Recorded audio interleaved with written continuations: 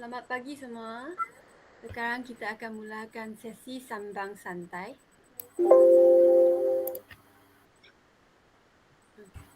Assalamualaikum dan salam sejahtera saya ucapkan kepada hadirin sekalian. Topik sembang santai kita pada hari ini ialah apakah peranan kita sebagai guru dalam masyarakat? Sebelum kata bersulam bicara, sebelum ilmu menusuk di dada, kata orang tak kenal maka tak cinta. Oleh itu, sebelum kita pergi dengan lebih jauh lagi, apa kata kita berkenalan dengan dua orang panel yang sudi meluang masa bersama kita pada hari ini.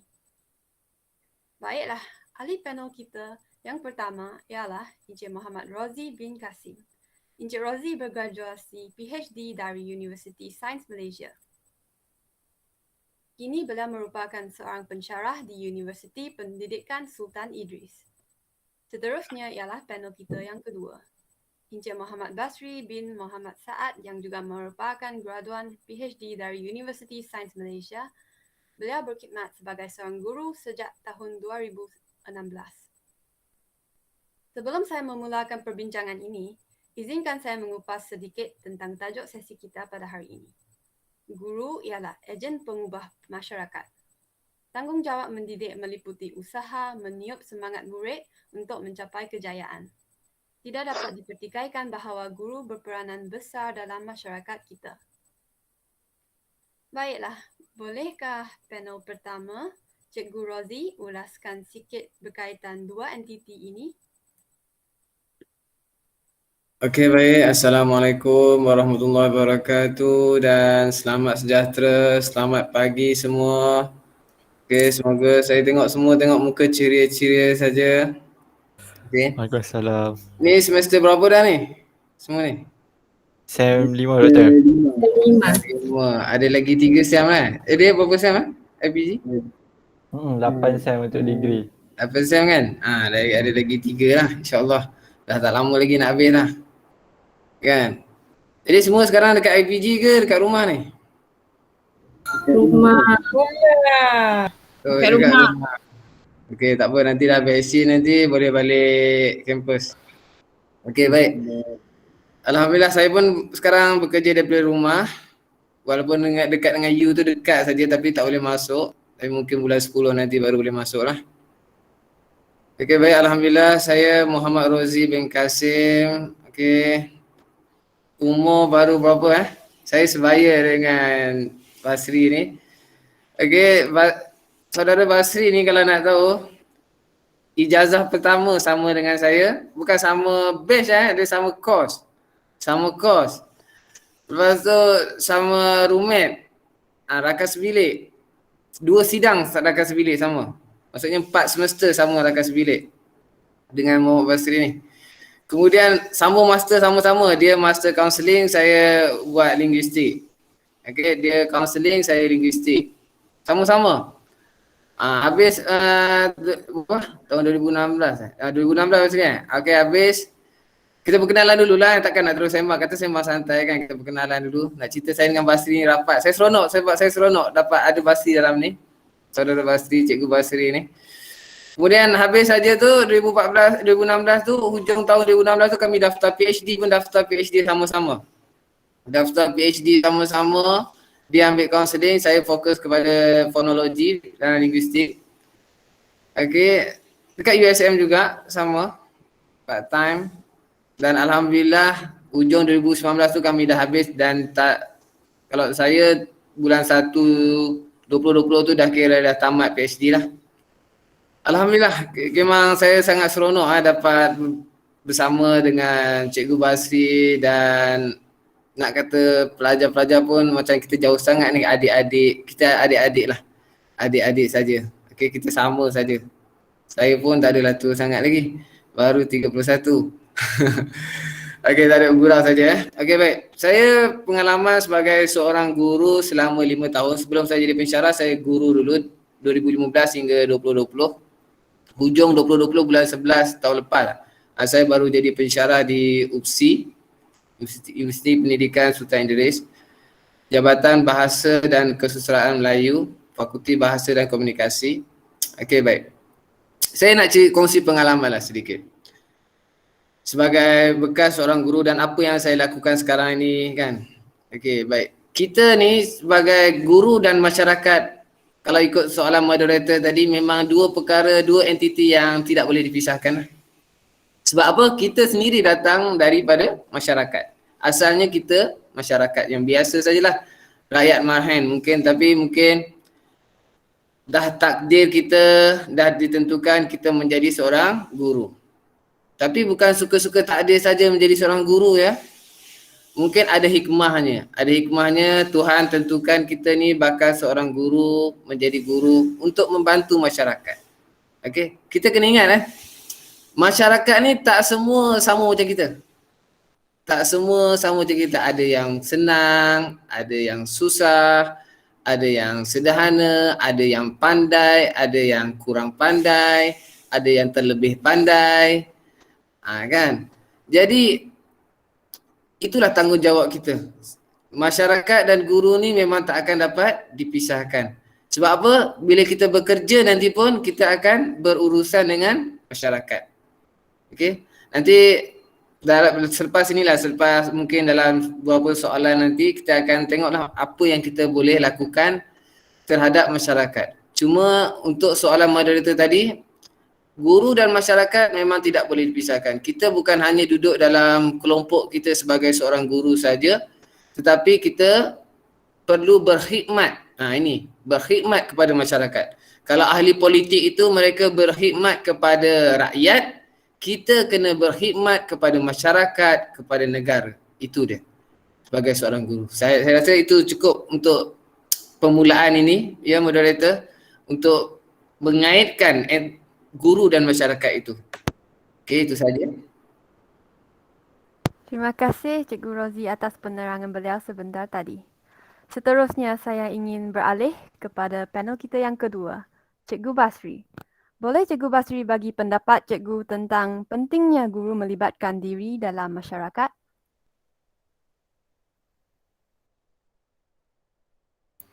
Okey, terima kasih kepada Cik Alice Tan Sin Ki selaku moderator kita pada pagi ini yang berusaha, Encik Haji Molkan bin Abu Bakar, pensyarah penyelia kursus bina insan guru Institut Pendidikan Guru Ulu Kinta, Perak, sahabat saya Dr. Muhammad Rozi bin Kasim, pensyarah Fakulti Bahasa dan Kesusasteraan Universiti Pendidikan Sultan Idris. Seterusnya adik-adik, pelajar-pelajar, mahasiswa-mahasiswa. Saya difahamkan ni semua semester 5. Specialnya Rozi, adik-adik kita ni, mereka ni bermejakan bahasa. Kalau tak silap saya lah bermeja sama yang kita lah, bahasa juga. bahasa Melayu dan juga bahasa Inggeris. Ada cikgu bahasa Melayu dan cikgu bahasa Inggeris pada pagi ini. Jadi terima kasihlah atas peluang yang diberikan kepada kami. Okey, kita pergi terus kepada soalan yang dikemukakan oleh Cik Alice. Apa pentingnya kita melibatkan diri dalam masyarakat? Kan? Tak kita kalau tak mau melibatkan diri dalam masyarakat pun tak ada masalah kan. Kita belajar, masuk jadi cikgu. Salah tak kalau kita tak buat program-program dengan masyarakat apa? Tak ada masalah. Kan? Tak ada salah pun. Tapi kenapa kita kena terlibat dalam masyarakat? Tadi sahabat saya Dr. Rozi dah sebut kerana kita sebahagian daripada masyarakat. Kita selalu dengar kan, orang cakap, pensyarah kita cakap, orang sekeliling kita cakap, guru, ejen, pengubah masyarakat. Kita yang mengubah masyarakat. Kan? Kalau kamu belajar sejarah, kita semua belajar sejarah. Dulu, waktu negara kita sebelum merdeka, siapa yang menggerakkan nasionalisme di negara kita? Antara kelompok penting yang memainkan peranan menggerakkan nasionalisme pada waktu itu adalah golongan guru. golongan pendidik. Mereka ini yang pada waktu itu mengemukakan idea mereka di dalam penulisan-penulisan, dalam novel, dalam surat khabar, dalam majalah. Kan ada majalah guru dulu kan, kalau kita belajar sejarah. Bukan mereka tulis sebarangan, tidak. Mereka mengemukakan idea mereka. Mereka menyedarkan masyarakat betapa pentingnya masyarakat ini menguasai pendidikan. Supaya apa? Supaya masyarakat ini dapat memperbaiki kedudukan politik, kedudukan sosioekonominya dalam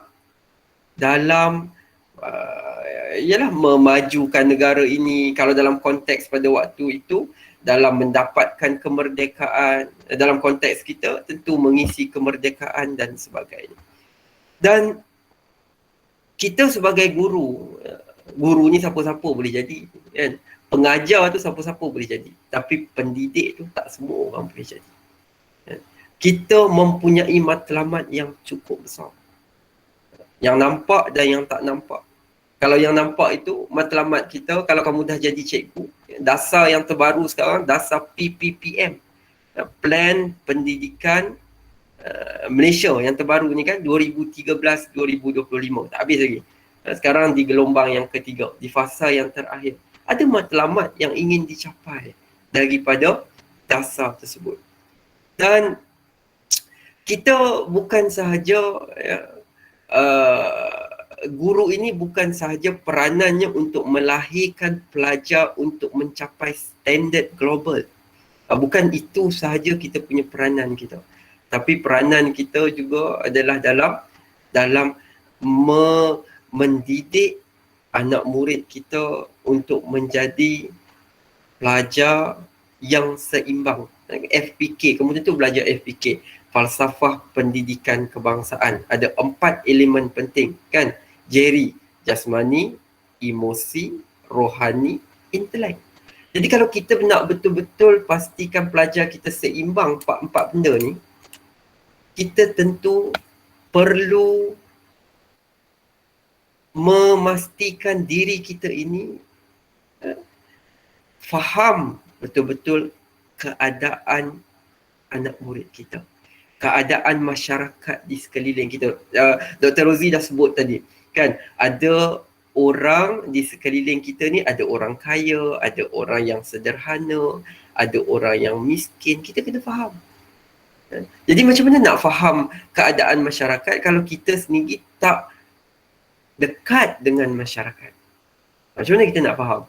Kalau dalam keadaan kita pandemik hari ini, kita tak boleh sekadar run kelas, bagi kerja, suruh murid hantar kepada kita dan sebagainya. Tak boleh. Kita kena faham keadaan murid kita. Kalau murid tu murid yang datang daripada keluarga sosioekonomi yang rendah, bagaimana murid tersebut nak mengikuti pengajaran sesi PDPR sama dengan murid-murid yang lain? Sebab tu kita kena faham dulu. Kita kena duduk dulu dalam masyarakat itu. Barulah kita akan jadi pendidik yang bukan sekadar boleh mendidik, tetapi juga menjadi pendidik yang dapat yang ada dia punya hati nurani, perasaan kepada masyarakat di sekeliling. Saya itu dululah ya, sesi santai-santai. Saya kalau saya panjang-panjang, Dr. Rozi tak boleh cakap kan. So saya serahkan balik kepada Alice.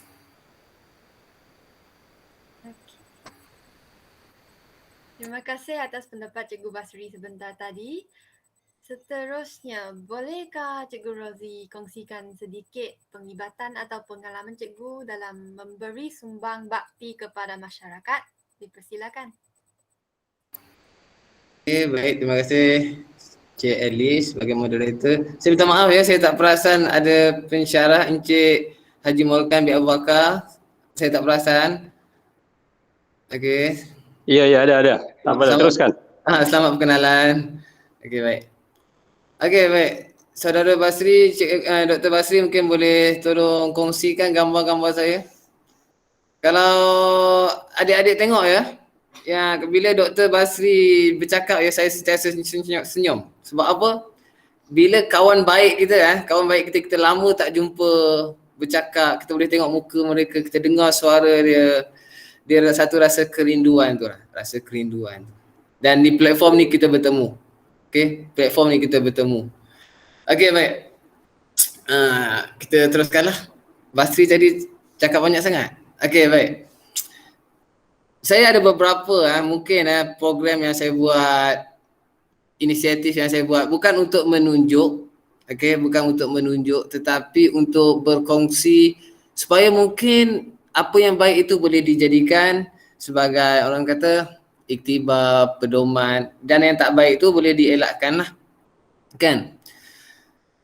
Alhamdulillah sepanjang saya ini semasa saya jadi guru ya. Okey. Gambar-gambar ni, gambar yang tengah ni, saya ajar sekolah menengah. Sekolah menengah. Bayangkan sekolah menengah SMK Taman Bukit Indah, majoriti pelajarnya 80% bukan Melayu. Okey, itu pertama.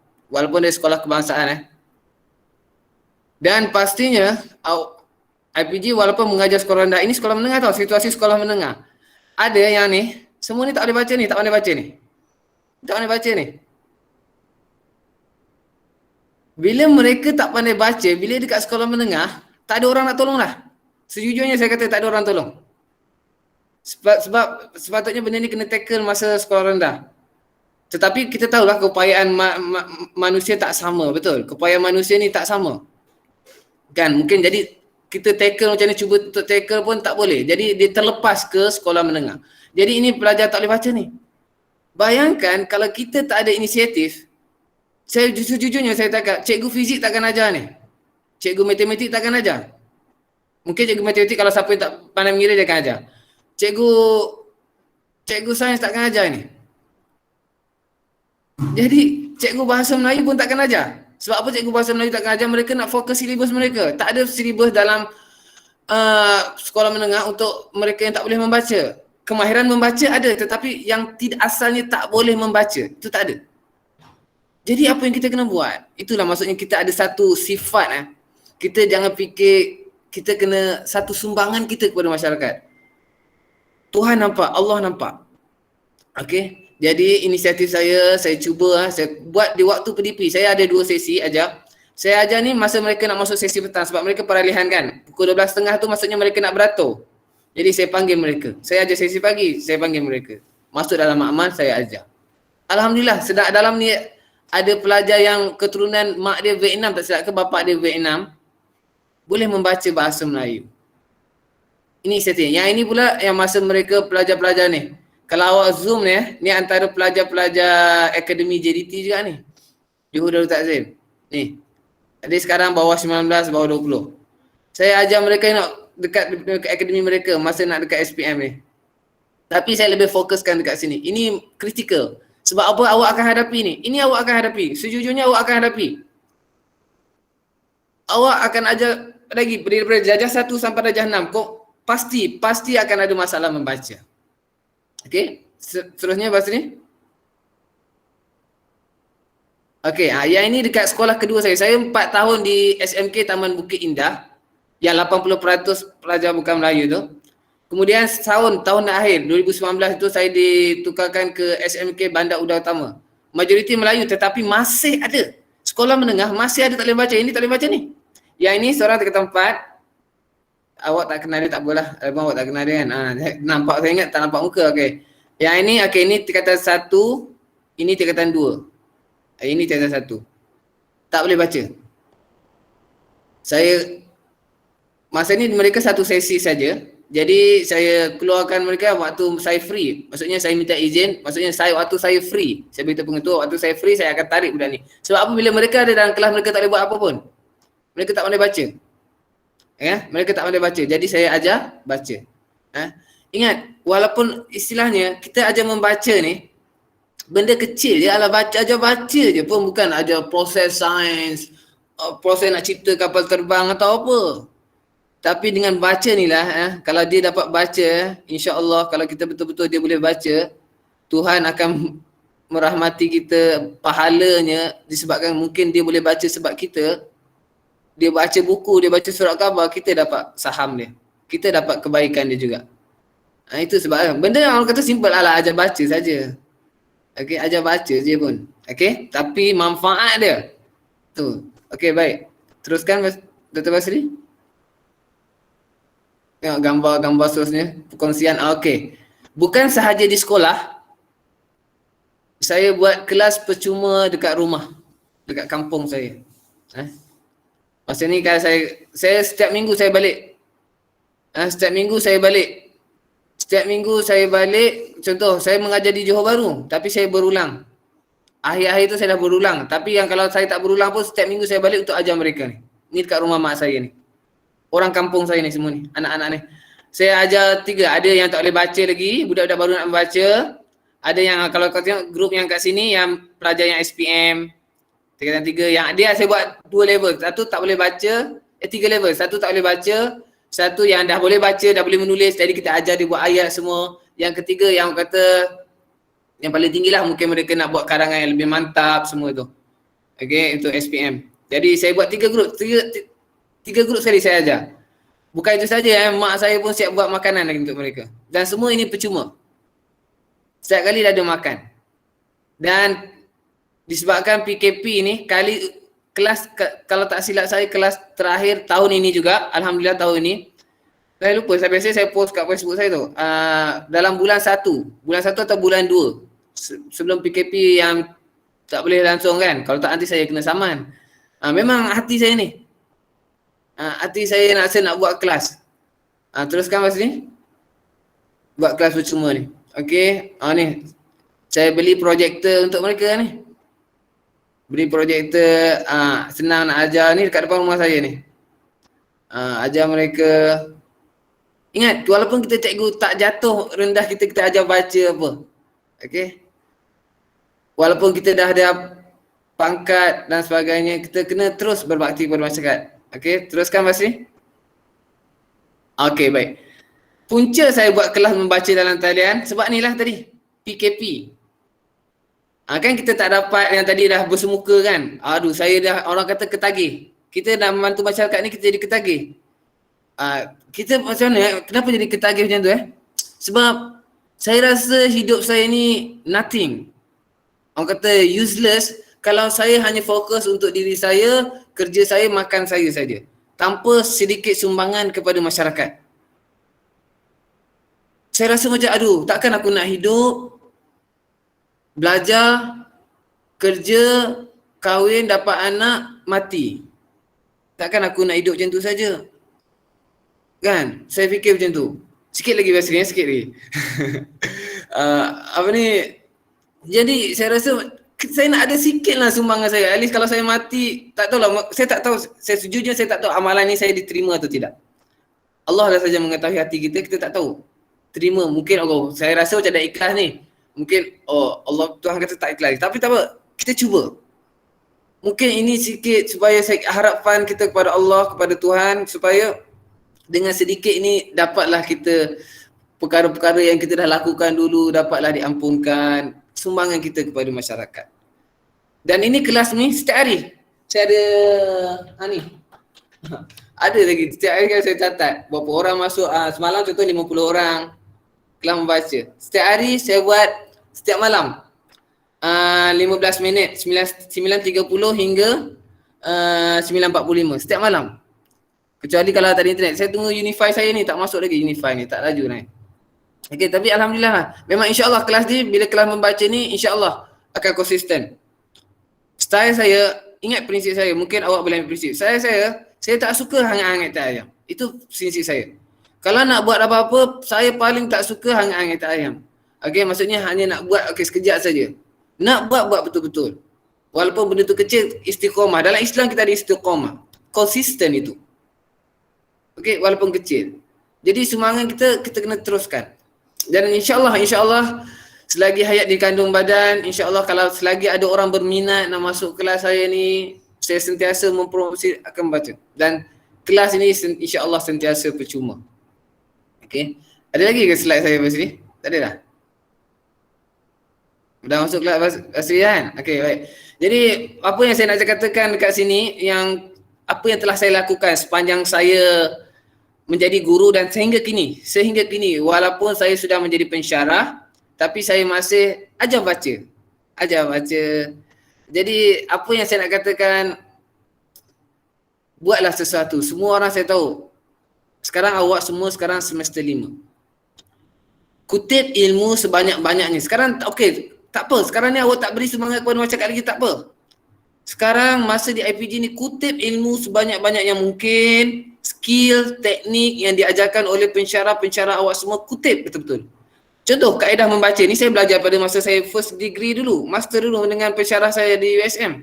Saya ambil benda ini, cara membaca, kaedah baca USM ni, saya ajar. Ini saya bukan ajar baca ABC tau, saya tak ajar ABC, saya ajar kaedah baca USM. Kalau awak nak masuk, saya boleh ajar. Saya ajar, nanti awak boleh ajar orang lain. Sebab dekat kursus saya ajar kursus fonologi di UFSI pun, saya selitkan ajar membaca ni supaya mereka, ramai lagi yang mereka dah posting kepada dekat serata Malaysia ni, mereka boleh ajar. Jadi maksudnya kat sini, masa awak dekat IPG ni, kutip ilmu dulu, dah habis dah jadi cikgu, baru awak sebarkan. Bukan di sekolah saja, untuk masyarakat. Okey, saya rasa banyak lagi lepas ni kita nak bersembang. Nanti Basri tak ada masa pula. Okey. Okey, silakan. Terima kasih moderator. Nanti kita sambung lagi. Terima kasih Cikgu Razi atas perkongsian beliau yang teliti mengenai penglibatan dan pengalaman beliau. Kita dapat tengok usaha dan niat baik Cikgu Razi untuk membantu anak-anak murid beliau dan berbakti kepada masyarakat. Perkongsian ini memberikan kita ikhtiar untuk menyumbang kepada masyarakat pada masa depan. Sekarang kita beralih pula kepada Cikgu Basri. Boleh saya difahamkan cikgu juga terlibat dalam program-program bersama komuniti. Bolehkah cikgu kongsikan serba sikit pengalaman cikgu? Okey, terima kasih Alice.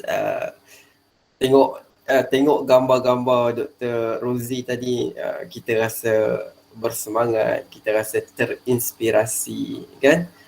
Bukan mudah untuk buat program ataupun di sekolah buat sesi pengajaran face to face, one to one dengan pelajar-pelajar secara sukarela, tidak dibayar apa-apa imbuhan dan sebagainya, berulang-alik daripada satu tempat ke satu tempat. Semua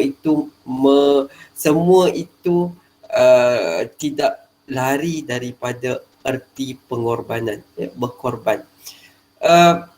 Saya lebih kurang jugalah macam Dr. Rozi. Kalau Dr. Rozi dia lebih kepada mendekati anak-anak yang tidak boleh membaca ataupun lambat menguasai kemahiran membaca, menulis dan sebagainya. Saya lebih kepada motivasi. Saya suka buat program motivasi. Mungkin kita antara seorang dengan seorang yang lain, dia punya kemahiran, dia punya minat itu berbeza. Tapi kami mempunyai, macam saya dengan Rozi ni, kami mempunyai minat yang sama, iaitu minat untuk memberi sebanyak-banyaknya kepada masyarakat. Itu persamaan kami. Bezanya, Rozi dia lebih kepada bahasa. Saya bahasa bukan tak minat, tapi saya lebih kepada counselling. Saya lebih kepada motivasi, sokongan emosi dan sebagainya. Ada orang pernah cakap dengan saya, sebelum saya tunjuk gambar saya lah kan. Ada orang pernah cakap dengan saya, you Basri, bila satu hari nanti you berada di langit tinggi, you jangan lupa rumput di bumi.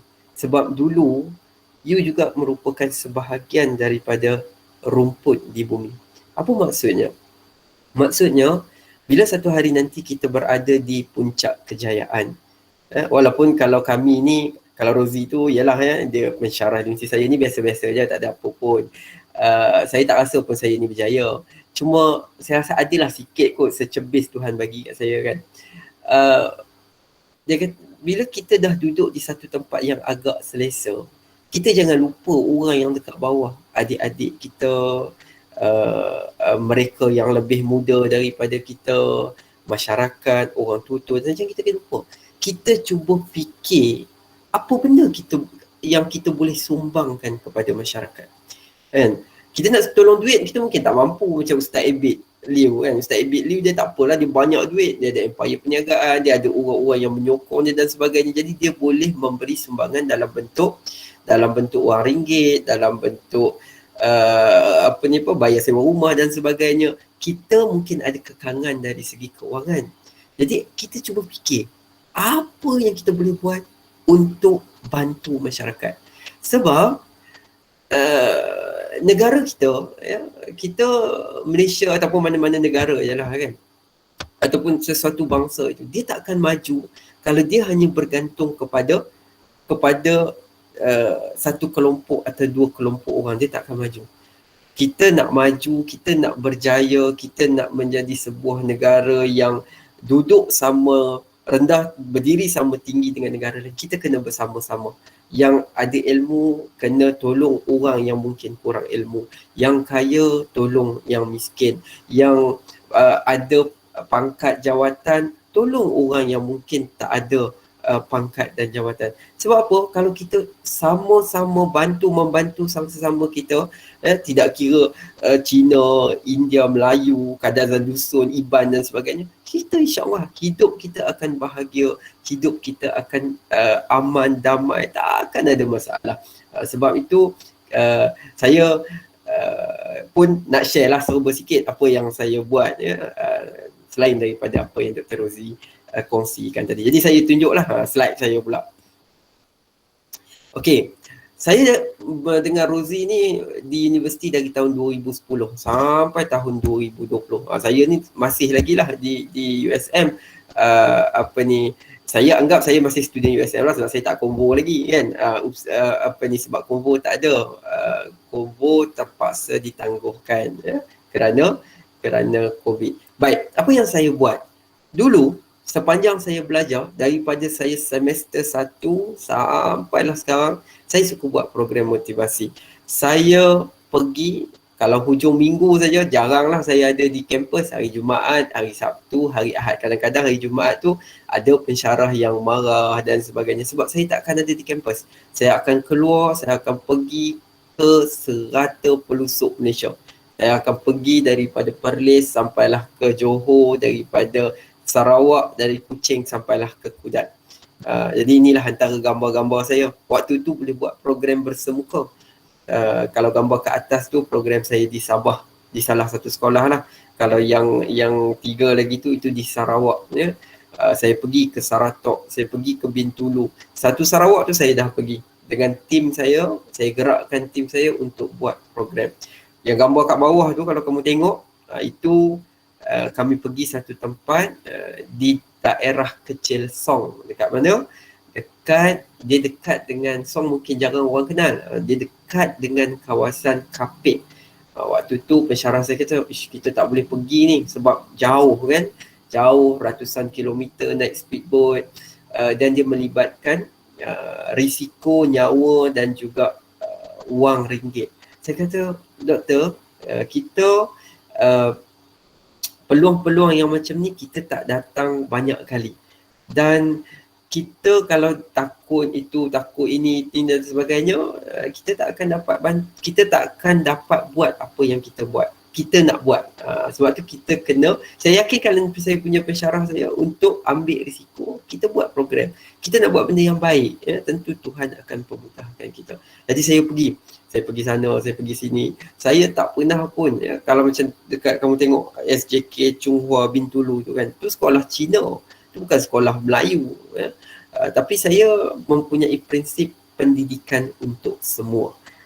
Siapa pun you, kalau you nak belajar, kalau you nak mengubah nasib diri you, keluarga you, saya akan bantu sedaya upaya saya. Saya tak kisah you bangsa apa pun, sebab kita satu Malaysia. Jadi itulah serba sikit perkongsian program motivasi bersemuka yang saya buat. Kemudian bila berlaku keadaan pandemik, kena duduk rumah dan sebagainya, saya masih memikirkan macam mana saya nak bantu, apa yang saya boleh buat untuk bantu masyarakat dan sebagainya.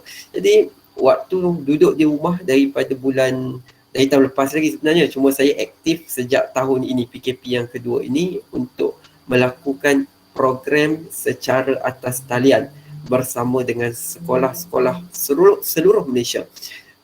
Alhamdulillah dalam 2-3 bulan ini saya ada lebih kurang 40 ke 50 program yang saya laksanakan sepanjang 2-3 bulan inilah bersama dengan sekolah-sekolah yang berminat. Itu antaranya lah. Atas tu program dengan dengan Perlis, sebelah tu dengan Kedah Kulim, sebelah lagi pun dengan Kedah, di hujung sana dengan Sabah, di bawah tu dengan Negeri Sembilan, yang hujung tu dengan Kedah balik.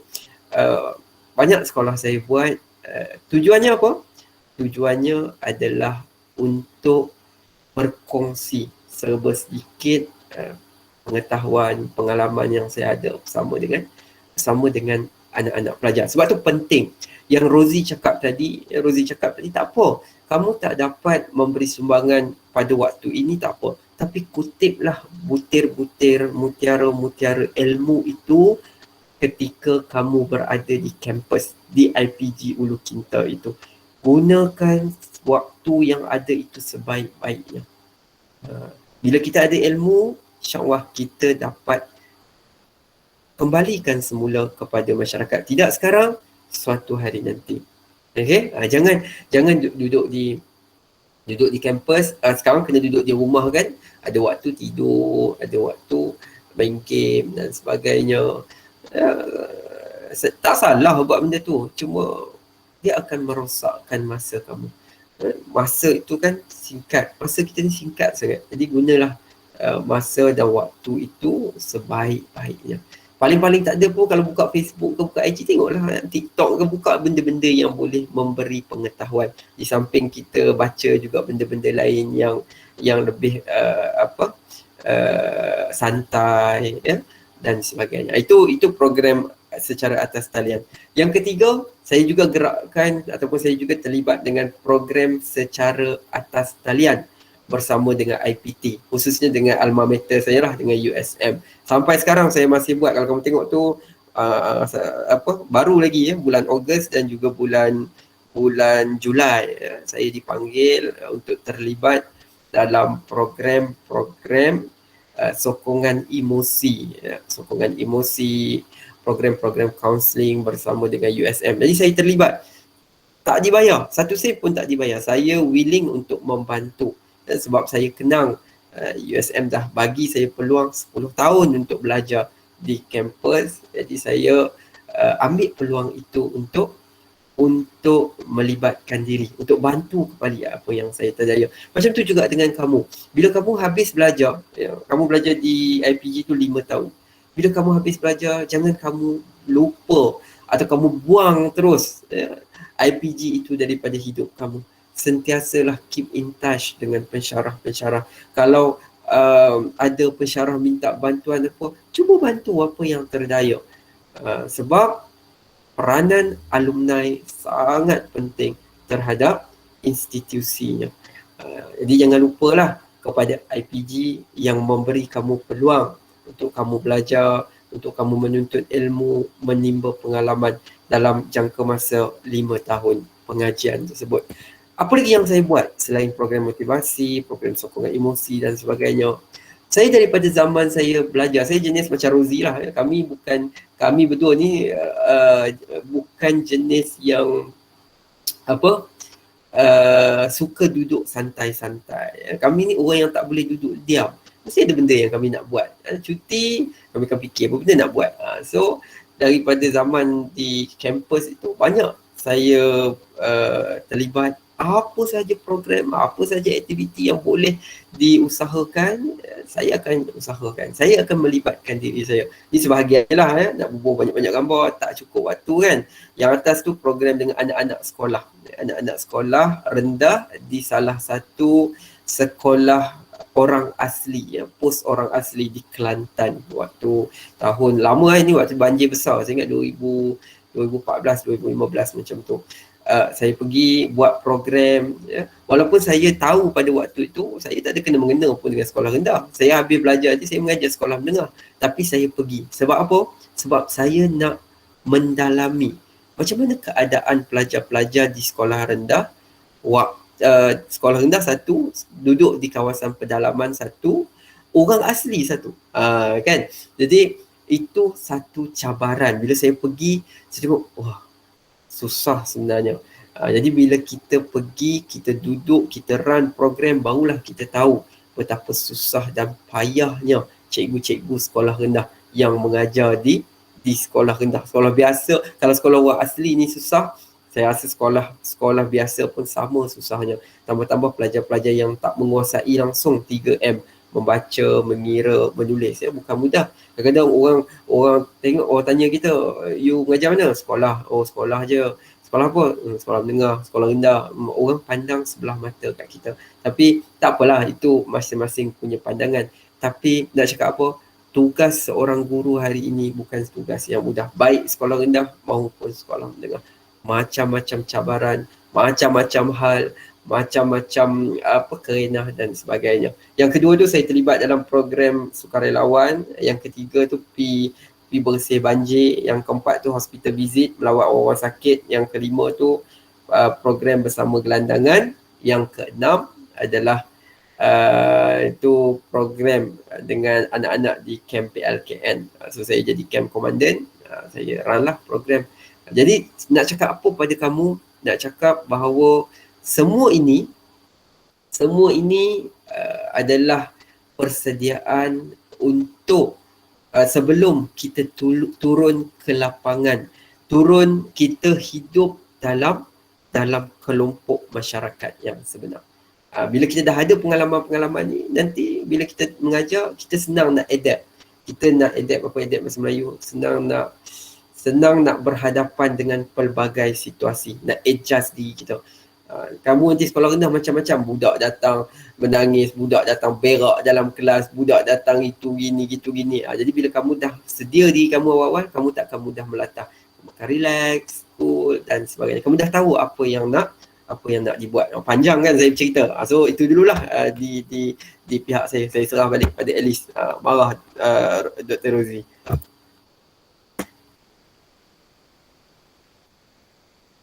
Terima kasih Cikgu Basri atas perkongsian beliau tentang pengalaman dan penglibatan beliau dalam masyarakat. Perkongsian ini memberi kita inspirasi untuk berkorban masa dan tenaga untuk menyumbang kepada masyarakat. Kita sebagai guru dan bakal guru sememangnya hendaklah bersatu hati, memberi dorongan dan motivasi kepada anak-anak murid untuk mencapai puncak kejayaan. Dan jangan sesekali lupa untuk pegang kepada prinsip kita untuk berkongsi ilmu pengetahuan dan memainkan peranan dalam membantu masyarakat. Seterusnya, boleh Cikgu Rozi beri sedikit nasihat atau kata-kata semangat kepada kami sebagai bakal guru untuk melibatkan diri dalam program-program bersama masyarakat. Okey, terima kasih moderator. Okey, seronok tengok program-program Basri sebelum ni. Ada gambar masa degree, ada lagi kurus lagi. Nampak muda lagi. Okey, bagus. Okey, baik. Nasihat dia pertama sekali macam saya cakap tadi, hidup ni jangan fikir diri kita saja. Jangan fikir diri kita saja. Kita perlu ingat kita nak berikan sesuatu kepada masyarakat. Kita hidup ni hidup sekali saja, hidup sekali, nanti kita akan mati. Umur tak kira lah, umur 20, 30, 50, 60 kita akan mati. Macam saya kata tadi lah, at least orang kata adalah sedikit senyuman kita boleh, kalau kata kita duduk seorang-seorang, bukan nak kata kita rasa ujub, bukan ujub.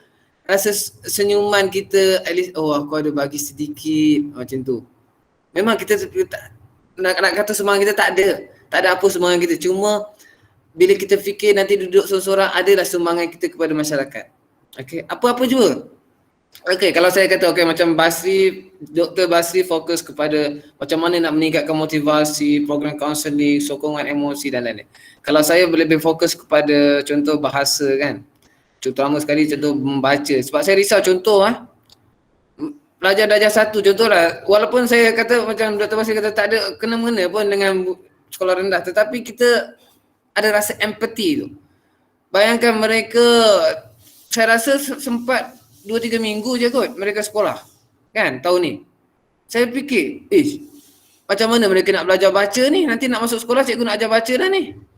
Sebab tu saya kata saya buat kelas membaca ni. Saya buat asalnya banyak grup, lepas tu saya kata okey, dah siapa dah pandai boleh left terus grup. Tak apa, tak payah cakap terima kasih, tak apa, terus left. Nanti saya nak add orang baru pula dalam grup WhatsApp, senang. Sebab apa? Itu pentingnya kita nak memberi kepada masyarakat. Dan saya tahu dalam ini ada banyak. Ada kemahiran membaca bahasa Inggeris, baca bahasa Melayu, apa-apa juga kemahiran yang awak ada, berikan kepada masyarakat. Pertama sekali, jangan malu. Jangan malu. Yang kedua, kena ada satu kekuatan dalam hati. Kekuatan dalam hati ini, biarlah orang nak cakap apa pun, aku nak buat benda ini, niat aku nak membantu masyarakat. Ikhlas kerana Allah, Tuhan nampak. Okey?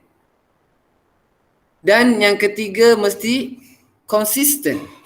Konsisten. Kadang-kadang orang ni, masyarakat ni, dia tengok biasa kita buat program. Dia tengok biasa-biasa. Tetapi takkan semua orang dia boleh buat sesuatu perkara itu konsisten. Siapa yang boleh buat konsisten itu, walaupun program dia kecil, dia tu hebat. Maksudnya benda tu dia boleh buat, dia bantu masyarakat itu, dia boleh terus konsisten. Dan saya nak konsisten. Saya tahu pasti selepas ini bila dengar kata-kata Dr. Basri, semua bersemangat tu. Semua bersemangat. Tapi yang paling penting kuncinya ialah kita kena konsisten. Okey, membantu masyarakat. Ya, mungkin lepas ni kita akan sibuk kerja. Di situlah ujiannya. Di situlah ujiannya. Nanti awak dah posting. Jadi cikgu penat tau. Bukan mengajar je tau. Banyak kerja. Dengan tekanan daripada pentadbir semua memang banyak. Tapi macam mana kita cari sedikit ruang untuk masyarakat. Ya, memang dekat sekolah kita dah, sebenarnya ya, tugas hakiki kita dah memang membantu dah, memang orang kata dah dapat pahala dah. Cuma kita ni nak berbeza sikit daripada cikgu-cikgu yang lain. Jadilah yang berbeza, takkan nak sama saja. Takkan nak jadi cikgu A je. Jadilah cikgu B, cikgu C yang berbeza daripada cikgu A. Kan? Yang bukan hanya mengajar tetapi membantu masyarakat. Supaya kita tahu kalau contoh dekat kampung kita, kita tengok ada masalah apa. Macam ni, kalau saya fokus kepada bahasa, mungkin dalam sini boleh fokus kepada bahasa atau apa-apa saja. Ya, kemahiran yang kita beri. Sebab tu saya kata tak apa. Semasa semester 5 ni sampai lagi semester 8 ni tak apa. Tak bantu masyarakat lagi tak apa. Kutip segala ilmu semua, tanam dulu semangat dan nanti dah habis baru tu. Masa saya jadi zaman saya degree lah, 8 semester tu tahu main bola je, lari saja. Kan? Tapi bila dia dah jadi cikgu ni, tapi Dr. Basri memang daripada dia zaman degree memang dia aktif. Okay, program dia yang dia pergi ke Sabah Sarawak tu memang betul lah, memang saya rakan sebilik dengan dia semua. Tapi saya tak ikut lah, dia tak bawa saya. Okay, baik. Tapi yang saya nak cakap, kumpul segalanya. Kalau awak ada keupayaan untuk membantu masyarakat pada masa ini, tak apa. Tapi kalau tak boleh, tak apa. Kumpul ilmu, ambil menuntut sebanyak-banyaknya daripada pensyarah-pensyarah di IPG Ulu Kinta ni kan. Kemudian tanamkan azam. Macam saya azam. Ya, bila kita buat sesuatu program, kita akan fikir, awak akan ada terasa terfikir, aduh, program aku ni okey tak okey, apa masyarakat akan tengok. Awak akan terfikir setiap malam, adakah aku akan terus konsisten? Banyak persoalan akan bermain dengan diri awak. Saya banyak akan dia ada. Tapi kita kena kuat, kena terus. Okey. Batilah. Sama ada awak nak bergerak secara dengan rakan-rakan atau seorang, itu terpulang. Tapi saya yakin setiap orang ada sesuatu yang boleh diberikan kepada masyarakat. Apa-apa saja. Apa-apa saja yang awak rasa itu bermanfaat, berikanlah kepada masyarakat. Kerana macam saya cakap sikit, apalah hidup ni tanpa sumbangan kepada masyarakat. Kosong, rasa kosong. Rasa kosong. Itu saja. Okey, baik, mungkin itu saja. Lepas ni mungkin ada soal jawab yang lebih rancak lagi. Okey. Okey, itu saja moderator. Baiklah, terima kasih. Sememangnya kekuatan dalam hati, keberanian untuk bertindak dan kegigihan untuk melakukan sesuatu secara konsisten amat penting kepada kita sebagai guru bagi membantu masyarakat. Tidak dapat dinafikan bahawa kami sebagai bakal guru haruslah tanamkan azam untuk melibatkan diri dalam program-program bersama masyarakat. Cikgu Basri, apakah harapan cikgu kepada bakal pendidik masa kini? Terima kasih Alice untuk soalan pusingan yang ketiga ini. Harapan, saya ingat harapan ni sama je lah ya. Mana-mana orang pun harapannya adalah untuk kalau kepada pendidik, bakal pendidik masa kini, pertama sekali kita sebagai guru, kita jangan letakkan wang ringgit itu, kita jangan letakkan kepentingan diri kita itu di hadapan. Sebab kita jadi cikgu, jadi pendidik ini, kita ibarat membakar diri kita. Betul lah orang kata kita nak kerja, nak cari pendapatan, itu tak ada masalah. Maksudnya kita jangan terlalu berkira dari segi tenaga kita. Sebab bila kamu masuk ke sekolah nanti, situasi dia tak sama antara satu sekolah dengan satu sekolah yang lain, tak sama. Ada orang dapat sekolah yang okey, ada orang dapat sekolah yang tak berapa nak okey sikit, ada orang yang dapat sekolah di bandar, ada orang yang dapat sekolah di pedalaman, di kampung dan sebagainya. Cabarannya berbeza, muridnya berbeza, latar belakang sosioekonominya berbeza. Jadi bila kita ditempatkan di mana-mana pun, kita kena berusaha sebaik mungkin untuk memberi yang terbaik kepada masyarakat, khususnya kepada anak-anak murid kita. Macam yang Dr. Rozi cakap tadilah ya, fikirkan macam mana kita nak bantu anak murid kita. Kalau dia tak boleh membaca, ajar sekali tak boleh, ajar 2 kali tak boleh, kita pun nak bebai ya, kan? Semua benda tak boleh, apa yang boleh, kan? Kita satu sabar, satu lagi kita kena fikirkan macam mana kita nak bantu dia. Okey. Yang kedua, kita kena mulakan. Apa ni, kan ada kita selalu dengar kan, orang-orang selalu orang politik lah cakap, berdegar-degar atas pentas tu kan. Dia kata apa? Dia kata, kalau lah bukan kita, siapa lagi? Kalaulah bukan sekarang, bila lagi? Kalaulah bukan di bumi bertuah ini, di mana lagi? Selalu kita tengok orang politik selalu guna ayat ni kan, untuk meraih dia orang punya populariti. Tapi tak apalah, kita ambil lah yang baik tu kan. Kalau bukan kita yang mulakan untuk gerakkan program-program untuk masyarakat, kan, siapa lagi? Kita nak harap siapa? Kalau kat kampung kita nak harap siapa? Nak harap generasi yang lebih lama, mereka pun ada komitmen mereka. Kita kena ambil tanggungjawab tu. Kalau bukan sekarang, bila lagi? Tak apalah, tunggu habis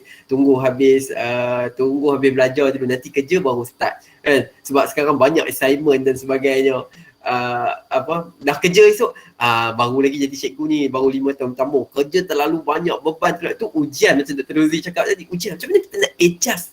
Benda boleh adjust kan? Alah, benda dunia ni kita boleh adjust, tak ada masalah kan? Macam mana kita nak kalau bukan sekarang, bila lagi? Tiba-tiba pejam celik, mati macam tu lah kan? Nabi kata apa? Nabi kata umat akhir zaman ini, kita ni secara puratanya kita akan hidup selama 60 tahun saja. 60 tahun kita hidup. Imam An-Nawawi kata, ni bagi ceramah motivasi lah sikit. Imam An-Nawawi kata, kalaulah 60 tahun kita hidup, kita tidur 8 jam sehari. So kita tidur hari-hari 8 jam. 8 jam tidur, 60 tahun hidup, secara puratanya 20 tahun kita hilang. Ada 40 tahun saja. Kamu ingat 40 tahun tu lama? 40 tahun duk main telefon 4 jam sehari, hilang lagi 10 tahun. Tinggal 30 tahun. 30 tahun duk pejam celik. Buka-buka mata dah duduk dalam kubur. So, gunakan waktu itu sebaik-baiknya. Melawak-melawak juga, tapi nak bagi tahu kamu bahawa sekarang, dan kalau bukan di bumi bertuah ini, bukan di negara yang kita cintai ini, di mana lagi? Di mana lagi? Sebab tu kan orang kata apa, pertahankan. Kita tangguh nak dapat kemerdekaan tu susah, nak isi kemerdekaan itu lebih susah. Sekarang ni kan tengoklah anak-anak generasi hari ni. Oh, macam-macam cabaran. Darjah 1 dah main TikTok. Darjah 1 dah ada markah. Ya apa? Bukan macam zaman kita dulu. Tak. Zaman hari ini cabarannya berbeza. Sangat mencabar. Di zaman revolusi 4.0 ini cabarannya luar biasa. Jadi sebab tu kita sebagai guru ni perlu menyediakan diri kita dengan ilmu, dengan pengalaman. Kita kena jadikan diri kita ini dia macam kereta Lamborghini tu. Kan, kereta Lamborghini. Jangan jadi kereta kancil kan. Macam Cikgu Rozi tadi. Jangan jadi Cikgu A je kan. Kena ada kelainan. Kena ada kelainan pada diri kita. Sebab tu kena bangunkan diri kamu. Kamu kena jadi sesuatu yang berbeza. Sesuatu yang berbeza. Dan jangan putus asa. Terus berjuang selagi hayat dikandung badan. Orang boleh kalahkan kita dalam pertandingan. Orang boleh kalahkan kita dalam pertandingan. Kadang-kadang kita buat yang ini tak kena, buat yang itu tak kena, buat baik orang kata, buat jahat lagi lah orang kata kat kita. Tak buat apa-apa pun sama orang kata kat kita. Dek, hilang lah. Kita kan, orang boleh kalahkan kita dalam pertandingan. Tapi orang tak boleh kalahkan kita dalam perjuangan. Sebab perjuangan itu milik kita. Kata Pramudia Anantathur, seorang ahli falsafah. Dia kata apa? Dalam hidup ini, kita hanya punya satu perkara. Iaitu apa? Keberanian. Kalau tidak punya itu, lantas apa harga hidup ini? Mesti berani. Berani untuk jadi seorang yang luar biasa. Bukanlah jadi Ultraman ke, jadi Agent Ali, tidak. Kita jadi guru biasa yang buat sesuatu secara luar biasa. Luar biasa tu sikit je, mungkin ada secebis pun dah okey dah. Okay, so saya ingat itu dululah. Kalau saya ni bagi bercakap 2-3 jam tanpa henti pun okey, tak ada masalah kan. Tapi sebab waktu dah tak ada, kita nak buka kepada sesi soal jawab lah. Mungkin ada apa-apa yang adik-adik pada kamu yang nak tanya. Silakan Alice.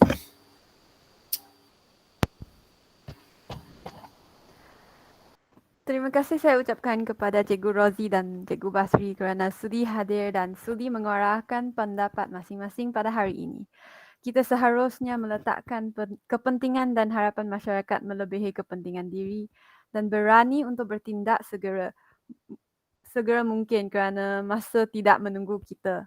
Jelas bahawa terdapat banyak cara, pendekatan dan platform yang boleh diaplikasikan untuk menyumbang kepada masyarakat. Moga apa yang kita dapat hari ini boleh dimanfaatkan oleh bakal-bakal guru. Nampaknya masa amat mencemburui kita sebelum berakhir sesi sembang santai kita pada hari ini, kita beralih kepada sesi soal jawab. Adakah peserta yang ingin bertanyakan soalan kepada dua penceramah kita? Boleh saya bertanya? Boleh. Okey, baik. Soalan ni saya nak tujukan kepada Dr. Rozi ataupun Cikgu Rozi. Suka saya tengok gambar tadi yang cikgu mengajar budak tingkatan 5, tingkatan 3 mengajar membaca. Dah masuk tingkatan tapi dia orang baru nak belajar membaca kan. Bagi saya, kalau saya ada pada kedudukan dia orang waktu tingkatan 3, tingkatan 5, saya ada rasa ego saya cakap boleh ni, aku boleh baca ni sebenarnya. Aku boleh baca ni. Macam mana cikgu tarik dia orang supaya dia orang sedar kata dia orang ni tak boleh baca. Awak kena ada penolong untuk bantu awak boleh membaca. Macam mana cikgu buat tu? Sebab bagi saya, kalau saya dah umur tingkatan 3, tingkatan 5, saya sendiri ada ego, saya akan cakap boleh ni, aku boleh membaca ni. Saya suka nak tahulah juga benda tu. Terima kasih. Terima kasih. Siapa yang cakap tu handsome tu? Luqman apa? L dulu kan? Ada panggil L dulu. Lutfi Hadi. Lutfi. Okay, Lutfi. Handsome Lutfi.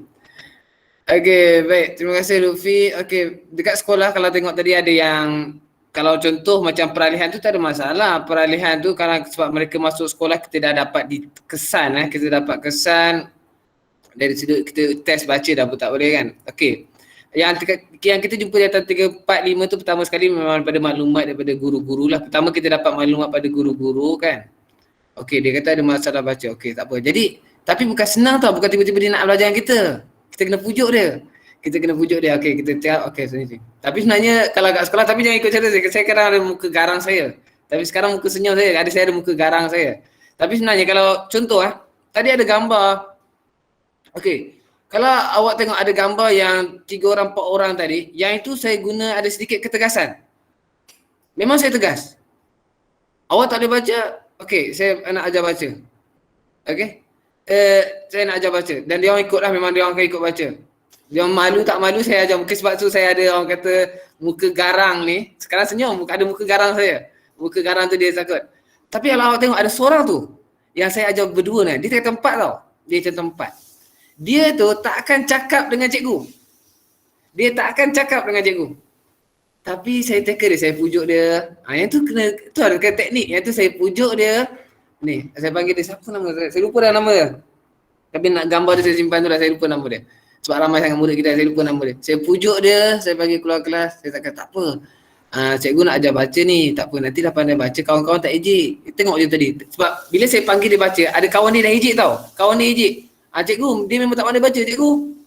Kawan dia tu pun saya memang nak ketuk kepala. Lepas tu saya acah-acah lah. Saya marah kawan dia. Maksudnya saya backup dia.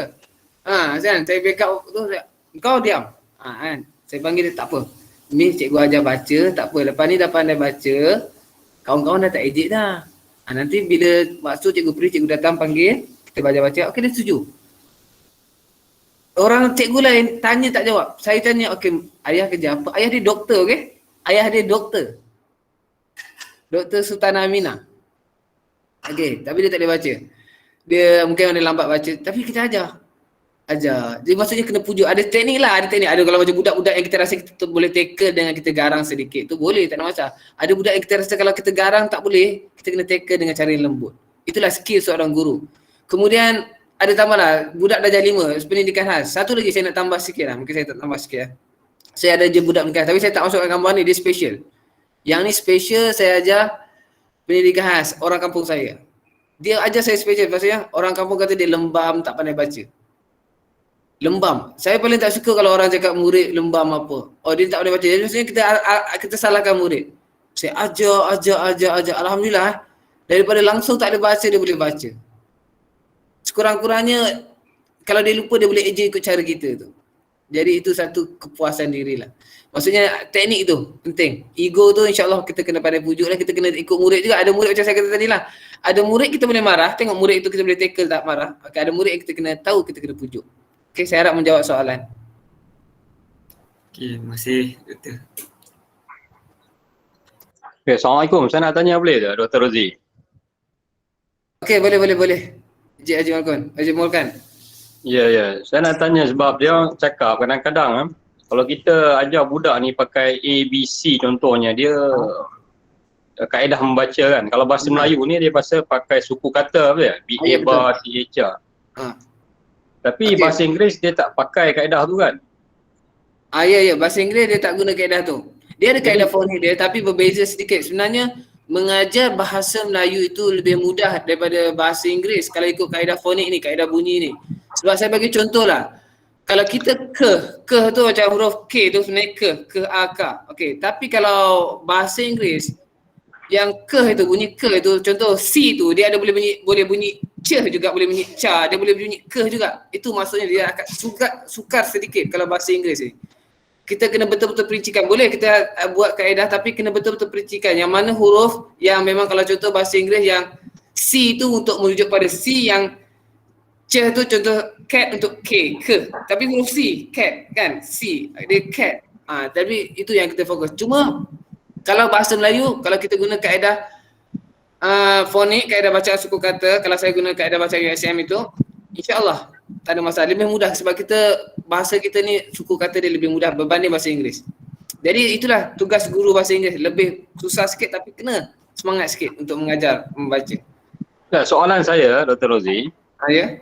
boleh tak kita gunakan kaedah lain macam kaedah mengajar bahasa lain contohnya bahasa Inggeris ke, bahasa Cina ke, bahasa Tamil ke, saya tak tahu lah macam mana dia ajar kaedah membacanya. Boleh tak kita, kadang-kadang budak-budak di sekolah ni dia mungkin kaedah suku kata tu dia tak dapat. Tak sesuai dengan dia. Boleh tak kita guna kaedah yang lain lah kalau ada contohnya daripada bahasa lain. Itu nak tanya soalan Dr. Rozi ya. Terima kasih. Baik.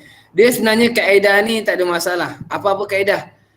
Contoh, ada orang murid kita tengok pelbagai. Ada orang ajar ABC. Saya dulu belajar ABC, kaedah bacaan huruf ABC. Kita dulu belajar ABC dah pandai baca. Ada orang belajar ABC boleh pandai baca. Ada orang guna suku kata boleh baca. Semua orang tak sama. Jadi itu gantung pada guru lah. Sama ada apa pun teknik, tak kisah. Saya tak kisah. Saya dekat sini mungkin saya tak nak bincangkan lah mana kaedah yang lebih bagus. Itu mungkin kita boleh sediakan platform yang lain dalam bidang fonologi. Kita boleh buat satu program. Saya bandingkan lah mana kaedah-kaedah, apa kelemahan, apa kekuatan satu kaedah itu. Tapi yang saya nak cakap sini, tak kisahlah awak semua nak guna kaedah apa, saya tak kisah. Buat, ajar. InsyaAllah. Kalau tak boleh, tukar cara. Yang penting konsisten. Jangan cakap murid itu lembam apa atau apa. Teruskan aja. Apa-apa teknik tak ada masalah. Okey? Boleh Encik Haji Mulakan? Okey, boleh. Terima kasih Dr. Rozi. Baik. Jadi tak ada kaedah yang kata mesti guna kaedah ini. Boleh apa-apa saja. Apa-apa saja. Yang penting buat. Itu penting.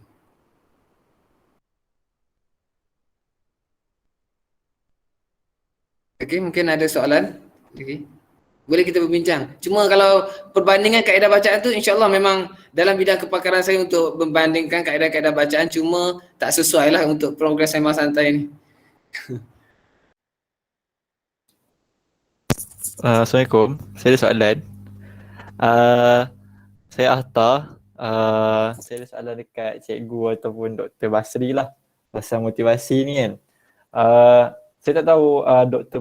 Basri punya pandangan macam mana. Tapi lately ni saya ada dengar pasal perception ataupun persepsi orang yang pasal program motivasi ni dah tak relevan macam dulu kan.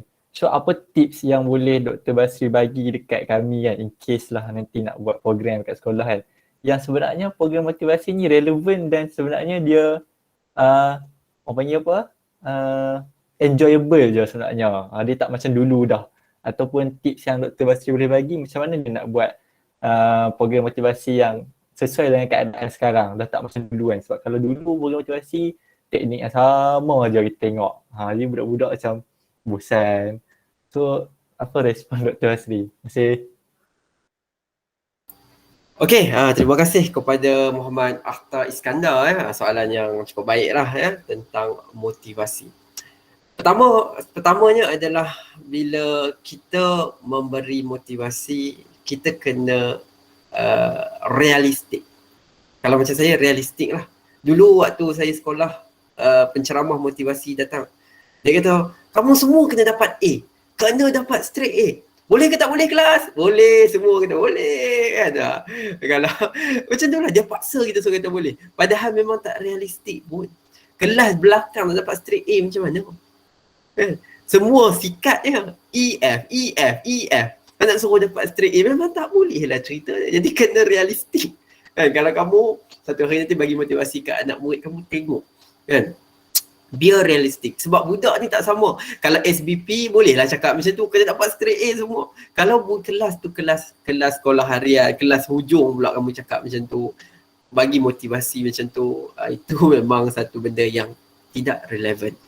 Okay? Kalau budak tu memang tak minat belajar, kamu jangan paksa dia, suruh dia belajar. Kamu kena sambung belajar. Kamu tak sambung belajar, kamu nak jadi apa? Tak boleh macam tu. Kan? Kita kena tengok keadaan. Sebab keadaan budak ni dia tak sama. Ada orang yang minat belajar, ada orang yang tak minat belajar.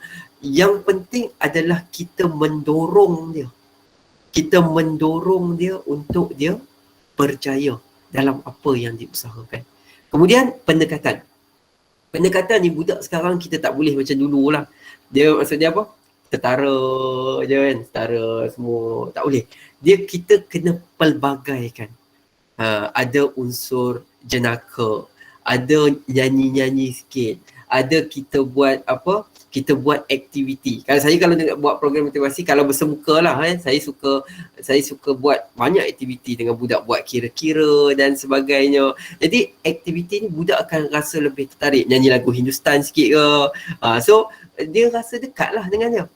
Okay, kita jangan sentuh tentang belajar. Budak naik tension tu dia program motivasi tu dia akan tukar jadi program leteran. Dia bukan program motivasi, program leteran. Letih sejam 2 jam tu. Budak tension dia.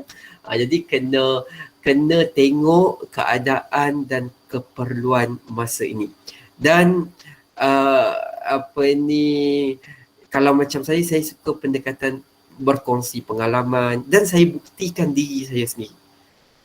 Saya bagi tahu, ini diri saya. Ini saya ada kekangan dari segi ini cabaran-cabaran saya. Tapi saya buktikan. Saya juga boleh berjaya. Kalau saya boleh, kenapa kamu tak boleh? Kamu tak nak macam saya tak apa. Tapi apa yang kamu nak dalam hidup kamu? Kita buat dia berfikir. Kita buat dia pergi, dorong dia ke arah kejayaan. Walaupun kadang-kadang dia punya impian dalam hidup dia benda-benda kecil je. Dia cakap apa? Bang, ataupun cikgu, saya nanti kan besar saya nak kerja kilang. Kita jangan terus kata, kenapa kamu nak kerja kilang? Kan? Kerja kilang tu tak bagus apa semua. Jangan. Kan? Kita kata kat dia, oh bagus. Kita bagi pujian dulu kat dia. Bagus dia cerita kamu nak kerja kilang. Kerja yang lebih baik. Kan, kerja yang lebih terjamin dan sebagainya. Tapi kita buka ruang pada dia. Tapi kan kamu tahu tak, sebenarnya kamu boleh pergi lebih jauh lagi. Kamu ada potensi, kamu ada ni. Kita cuba buka minda dia untuk berfikir. Tapi kita jangan terus cut dia. Kita bagi tahu dia, yang kamu cerita pun bagus. Tapi cuba kamu fikir apa yang saya cakap. Macam itulah lebih kurang ya Atta ya. Jadi kalau kamu bagi motivasi nanti, macam itulah realistik.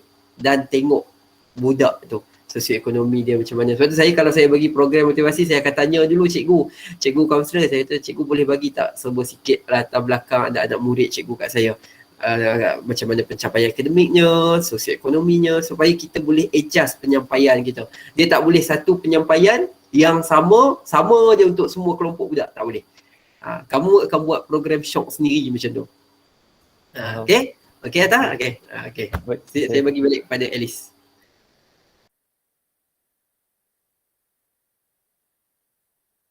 Baiklah, terima kasih kepada panel-panel kita atas perkongsian dan penerangan yang amat informatif dan bermakna sebentar tadi. Kesimpulannya, guru sebagai ejen perubahan masyarakat sentiasa berada di barisan hadapan dalam meniupkan kesedaran dan semangat pelajar. Terdapat berbagai-bagai kaedah pengajaran dan pendekatan yang dapat kita gunakan untuk membantu murid-murid dari pelbagai aspek. Kita hendaklah sentiasa bijak mengadaptasi bahan dan sumber sekitar kita untuk memaksimumkan hasilnya. Tidak dapat dinafikan bahawa kita sebagai guru memainkan peranan yang besar dalam masyarakat. Sekian sahaja sesi sembang santai kita pada hari ini. Sekian, terima kasih.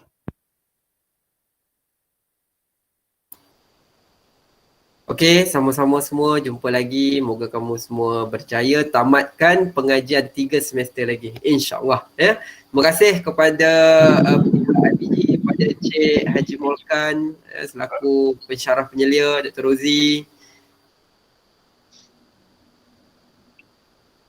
Terima kasih juga Dr. Rozi ya. Dr. Basri, terima kasih. Terima kasih. Terima kasih Encik Haji Molkan. Adik-adik semua, okay. InsyaAllah boleh terus berhubung, okay. Belajar rajin-rajin dan buat yang terbaik. InsyaAllah. Terima kasih Doktor. InsyaAllah. Terima kasih Doktor. Terima kasih, Doktor. Kami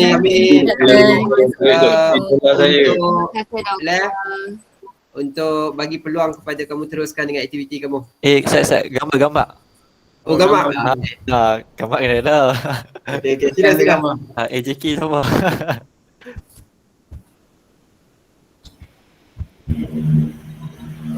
Kejap AJK gambar baru muncul.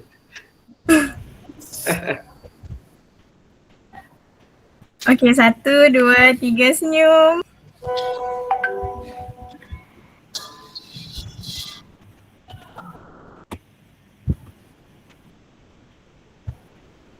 Okey. Okey, terima kasih semua. Baik, terima kasih doktor. Terima kasih doktor. Sama. Bye-bye. Okay, bye. Bye-bye. Bye. Bye-bye. Bye.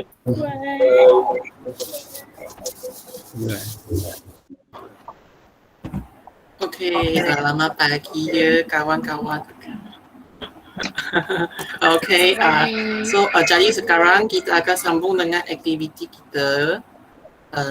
Tunggu jap I present itu aktiviti jap ya. Pe, you nak sambung bagi talk apa? Saya nak dengar apa?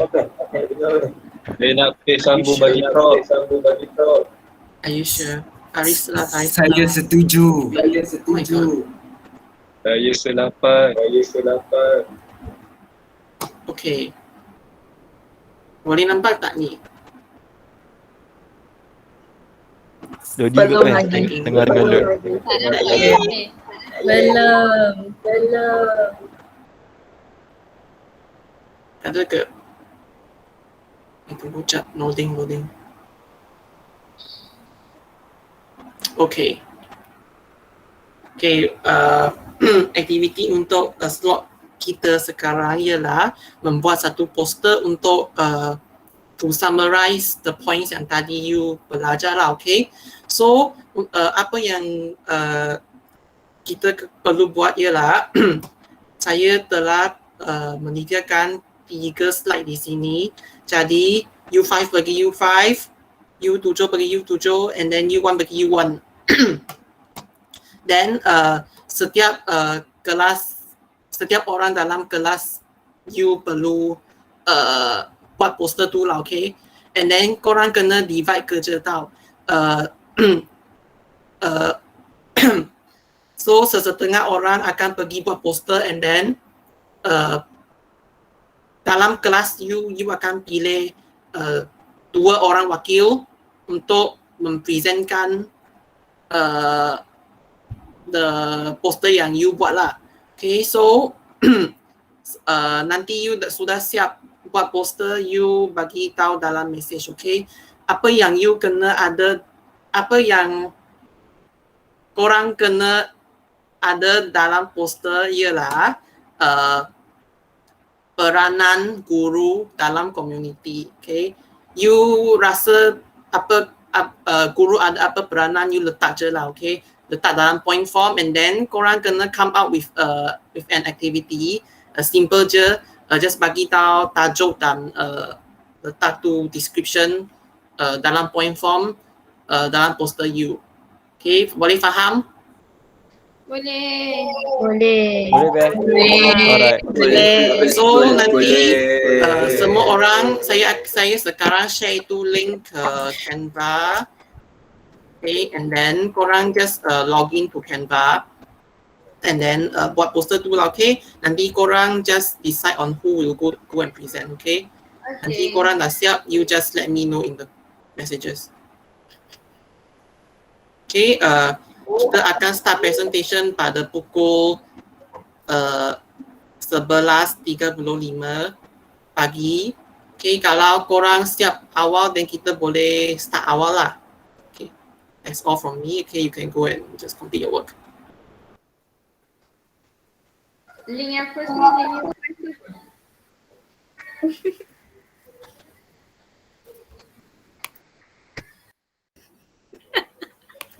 Kejap lagi nak present masuk sini balik ya. Ya betul. Sekejap nak bagi link. Okay.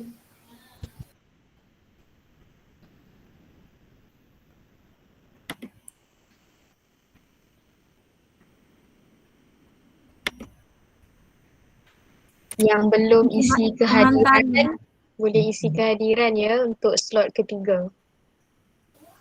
Okay. Link dekat grup BIG nanti 11.40 kita jumpa balik.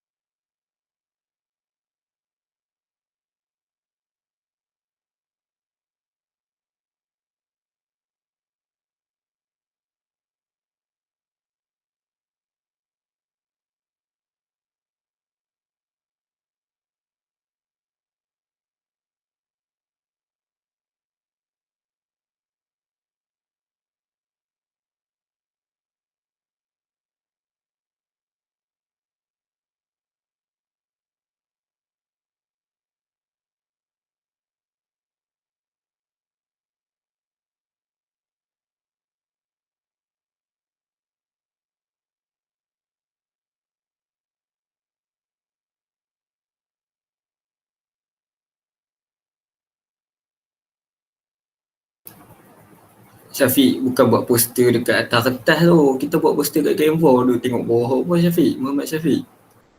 Dia ada iPad tu. Oh ya, Bikin kat okey iPad okey. lah. Okey. Tak pun tab.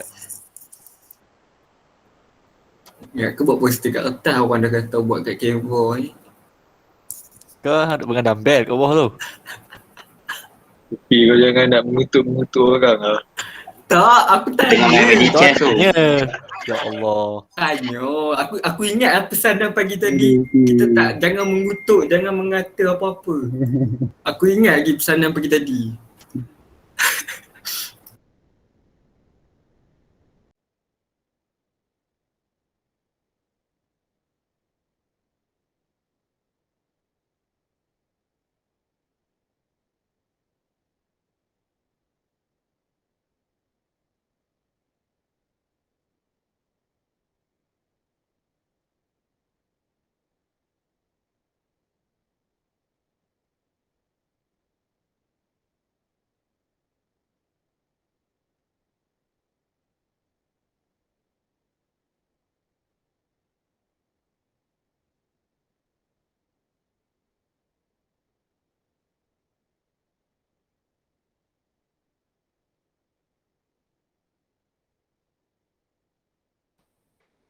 Azri.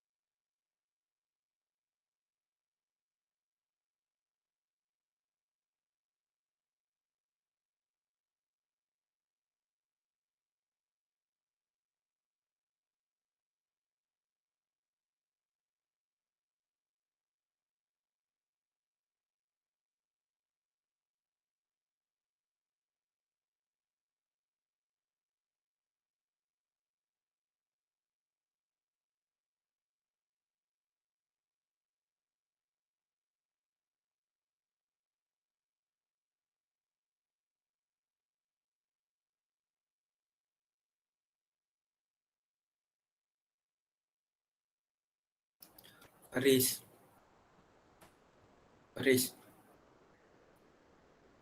Ya, saya. Nak menyumbang apa ni, Yes? Kita nak menyumbang apa ni, Yes? Wish, aku tengah buat tu. Kata aku buang page. Ya. Kau ni bodoh ke? Pergi sembang lah 5 apa? Orang dengar lah bodoh. Kalau tak, dia orang tak tahulah kau buang. Bodoh bodoh. Patut aku pelik mana kelas Undo balik, letak balik slide tu.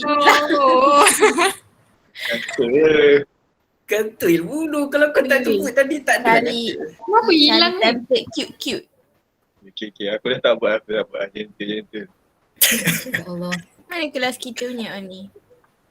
Hilang kejap tadi. Aduh, YouTube pula. bodoh. Jangan kacau. Dalam dia kalau itu juga. Beat ni bukan kalau kita. Kalau kau nak cakap kuat-kuat pun.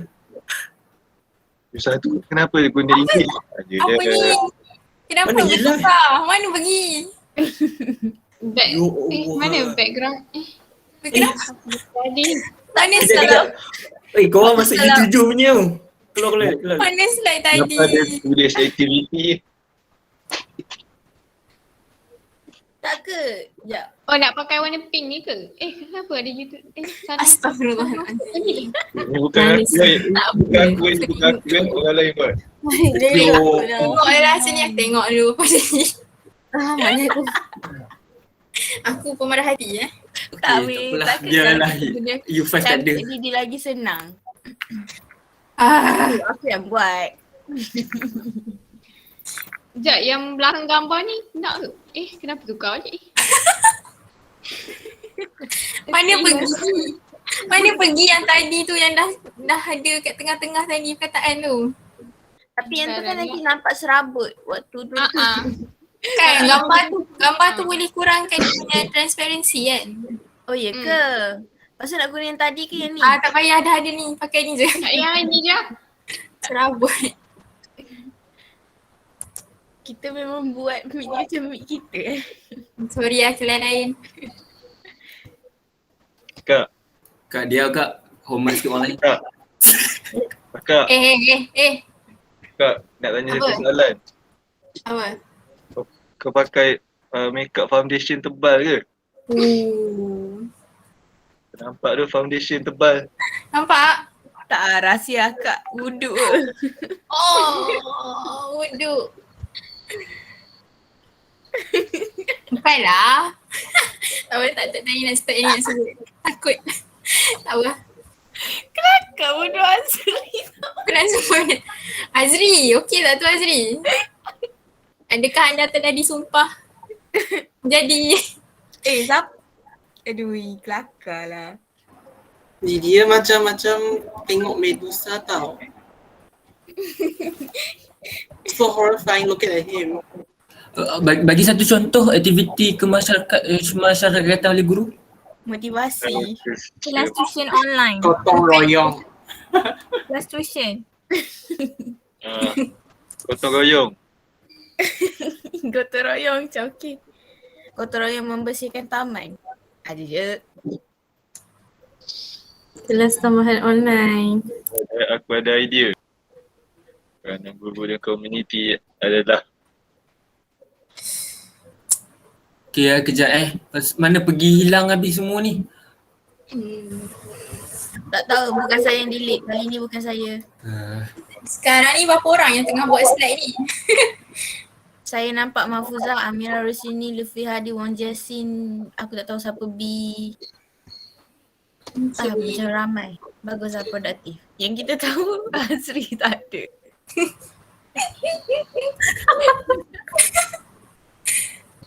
Aduh, Azri. Dia ingat dia bijak. Aduh. Dia ingat kita boleh tertipu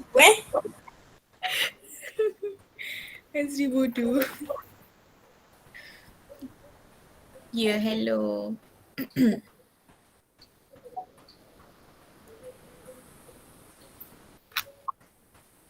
Ni dah ada orang bagi isi dekat dalam group. Copy paste je.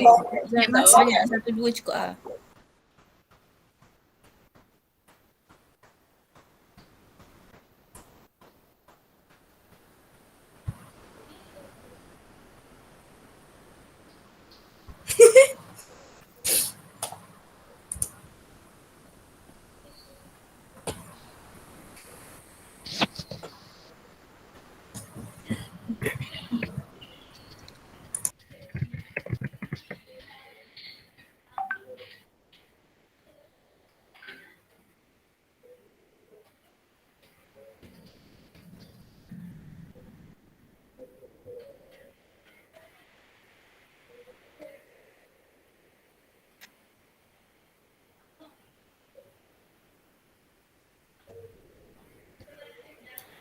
Zubaidah memang nak bagi bahasa Melayu, dia tukar online pergi atas talian.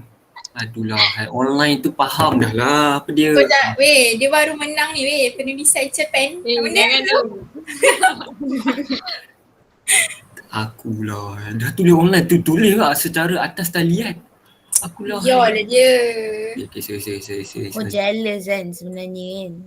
Jealous sebab dia menang cerpen.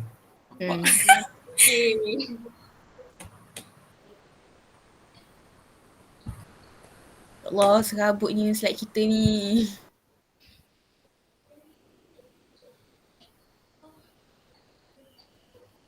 Macam ni lah yang jadi masa aku buat dengan budak kelas aku dulu tu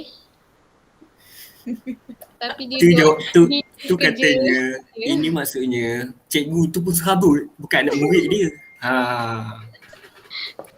Jahat doh kau Lutfi, orang dah penat-penat prepare. Itu maksudnya itulah peranan guru dalam komuniti. Yelah. Sama-sama serabut, betul?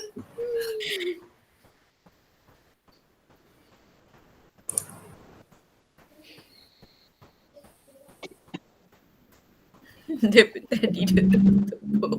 Siapa yang letak stiker lah? Siapa yang letak ni?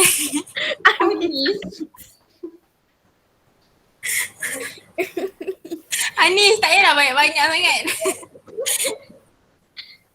2 je cukup ah. Gila, aduh. Benar.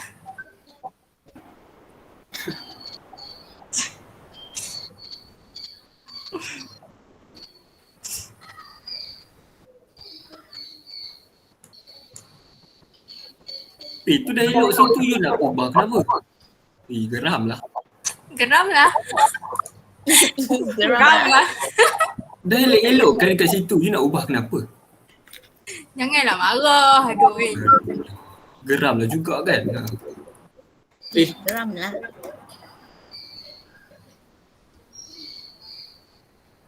Naikkan diri dong. Cantik lah.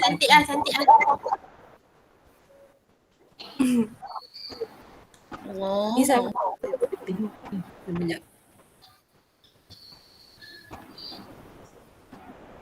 Mira banyak sangat tu Mira.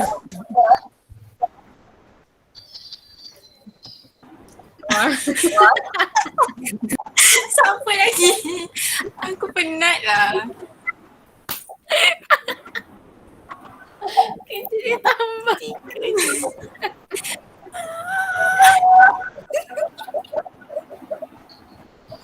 Aku nak tanya sesuatu Apa? Macam tukar warna tulisan. Dah. Oh dah boleh dah. Dia penat lah.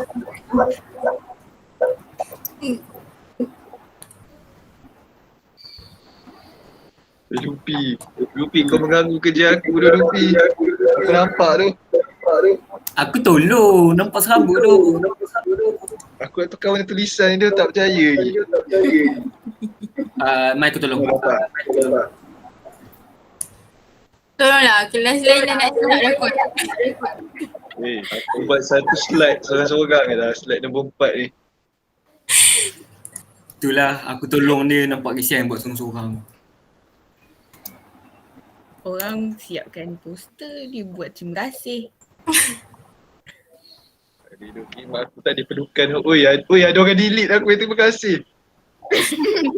Ui, jahat tu. Tolong aku munculkan balik sampai delete tu. Bawa jahat kan? Biarlah.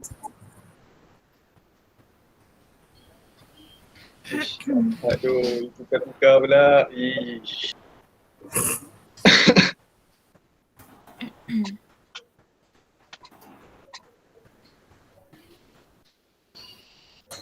Wih, cantik tu. Siapa punya ayat yang nombor 4 ni weh? Aku Keduakan. Bukan. Aku rasa tu ayat yang aku letak kat WhatsApp tu. Panjang tu ayat dia.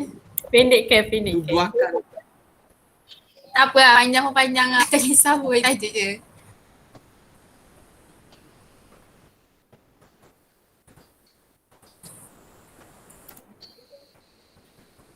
Memperbaik ekonomi. Boy pun boleh lah tu yang baik.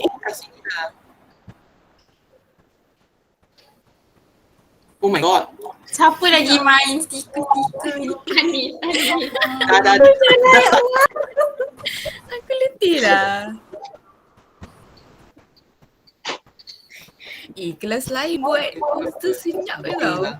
Memang lah. Bapak busy minus. Dia orang malu semua. You sure?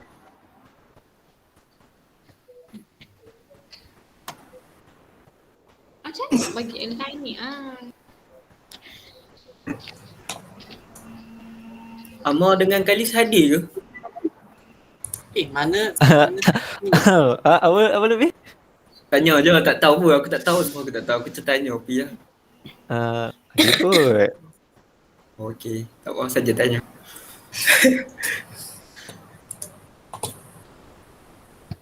Okay, 11:35 lah. Korang dah siap tak? Saya dah siap satu slide. Slide nombor 4 tu saya yang buat.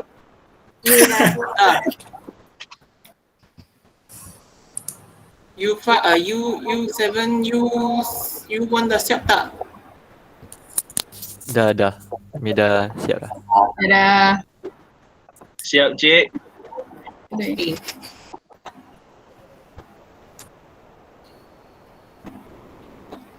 U5 dah siap tak? Dah. Semua dah siap?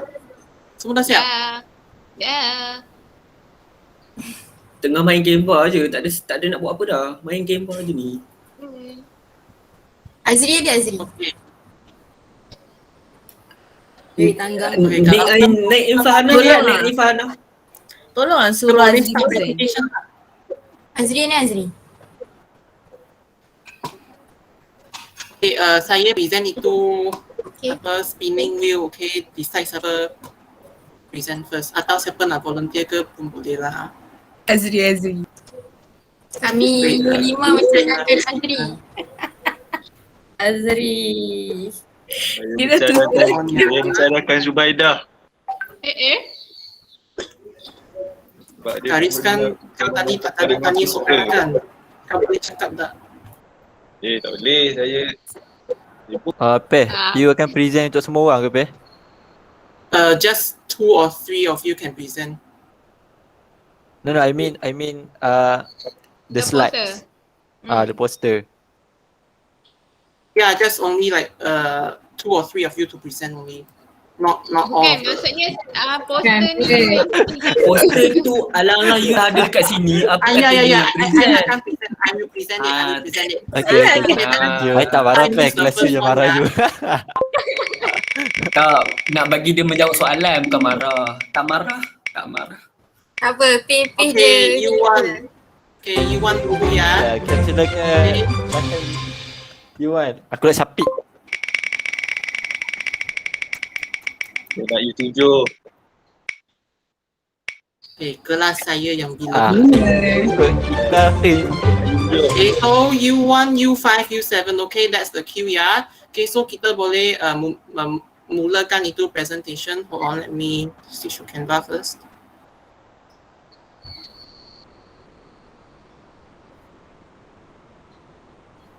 Okay, U1 sila sedia. Okay. U1. Whatever lah. Ya lah dia. Okay, mana poster? Okay, sini. Okay. Okay, so ini poster U1. Siapa akan wakil U1 untuk presentkan? Membentangkan. Yes, membentangkan. Okay, mana U1? Amir. Mana Amir? Aku tak dengar suara Amir hari ni. Nak Akmal. Tak ada orang letak itu aktiviti ke? Akmal Aizuddin. Tak letak nanti I nak tengok korang goreng. Okay, U1 cepat. Baik, Muhammad Syafiq. Syafiq. Syafiq. Assalamualaikum dan Tapi suara tenggelam lah kalau pakai tu. Syafiq boleh kuatkan sikit lah suara. Saya macam rindu awak tapi tak dengar suara awak. Saya macam tak okey. Jangan kuat, suara slow. itu dah baik. Okey, Zina. Assalamualaikum, ini saya akan kongsikan tentang beberapa peranan dalam komuniti dengan aktiviti yang kita tadi. Yang pertama, kegiatan yang pertama adalah kita sebagai guru sebelum diadakan kita bersama masyarakat. Tak kisahlah program apa, contohnya tutorial ataupun ataupun kita pergi ke rumah ataupun kita kalau ajar kita tu susah. Kita tak boleh sampai. Syafiq, awak bukan streamer nak pergi tengok chat atau balik. Awak bukan streamer, awak presentation je. Saya tengah nangis. Okay, atau ada siapa nak continue, because bukan just Syafiq yang akan presentkan, takkan Syafiq saja yang use satu. Akmal. Okay. Seterusnya yang poin kedua kan. Yang kedua, macam mana peranan guru dalam komuniti ni, jangan gentar. Jangan kita takut untuk memulakan sesuatu revolusi. Okay. Kita macam nak buat satu perubahan tu, kita kena mulakan terus. Jangan kita banyak fikir-fikir. Nak buat ke tak nak, Lelah tak buat. Apa pun tak ada kan. Jadi kita buat terus. Tak payah duk fikir orang kata kan. Okey, yang ketiga, ikhlas dan tidak berkira dengan anak murid dan masyarakat. Kerja kita ni kerjaya yang mulia lah orang kata kan. Jadi kita kena ikhlas supaya mendapat keberkatan, insya-Allah. Okey, yang keempat, berusaha sebaik mungkin untuk berikan yang terbaik kepada kita. Kenalah usaha supaya, contoh tadi kan kita dah belajar. Tengok ada pelajar yang dah tingkatan 1, tingkatan 2 tak erti membaca lagi. Jadi kita kena berusaha mencari satu jalan penyelesaian macam mana kita nak bantu diorang ni supaya diorang berjaya dalam sesuatu, dalam kehidupan mereka. Tak adalah diorang tak ada apa-apa kan. Jadi bila diorang dah ada sesuatu untuk dimanfaatkan, mereka akan memberi pula kepada masyarakat. Pahala itu akan terus mengalir. Maafkan saya Cikgu BM. Okey, yang terakhir, konsisten bersama masyarakat. Sentiasa konsisten. Kita buat sesuatu tu, kita janganlah buat separuh jalan je. Kita buat tiba-tiba minat hilang, kita nak buat konsisten dalam sesuatu tu, barulah dia punya hasil tu dapat kita nampak. Sebab nak berjaya ni bukan hari ni kita buat, esok terus nampak hasil tu, tapi berpanjangan. Okay, thank you Akmal. Okay, untuk aktiviti kelas korang ada apa aktiviti tak? Yang itu saya serahkan bagi yang lain present. Nur Ali Isyad. Isyad, silakan.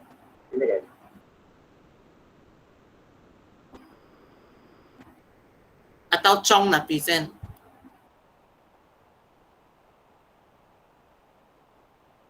Cepatlah. Ada orang lain nak present dah. Cepat.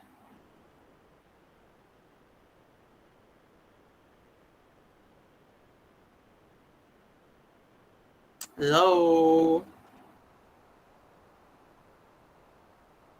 Yuan tak ada orang lain dah ke? Sambung U5. Dia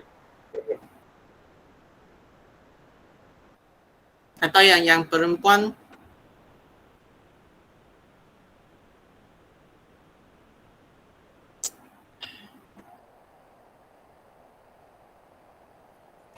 Present apa? Aktiviti yang guru boleh buat untuk community, and then just briefly describe it.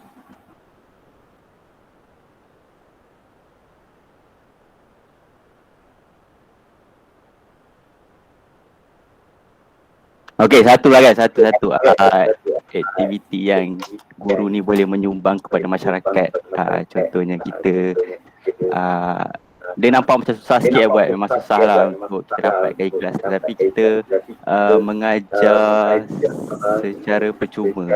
Contohnya kalau kita berada dalam satu kelompok penduduk, contoh penduduk pedalaman ke kan, kita duduk kawasan-kawasan kampung. Jadi kita boleh di mana-mana pelajar-pelajar yang tak menunjukkan minat untuk belajar ataupun lemah dalam pelajaran. Jadi kita boleh ajak mereka untuk ke rumah kan. Kita ajak untuk ke rumah, kita bagikan sedikit makan-makan. Lepas tu kita bantu diorang, ajar sikit-sikit secara percuma supaya diorang dapatlah belajar di luar sekolah. Kadang-kadang dekat sekolah ni bila murid tu terlalu ramai, contohnya 35 orang satu kelas, kita nak fokus kepada 1-2 murid tu susah. Jadi dengan adanya kelas tambahan macam ni, kira macam tuition lah kan, jadi kita boleh fokus kepada dia sahaja dan membantu dengan penuh perhatian lah. Tu je. Terima kasih. Okay, thank you ya. Okay, ini saja untuk U1. Okay, marilah kita menjemput U5 ya.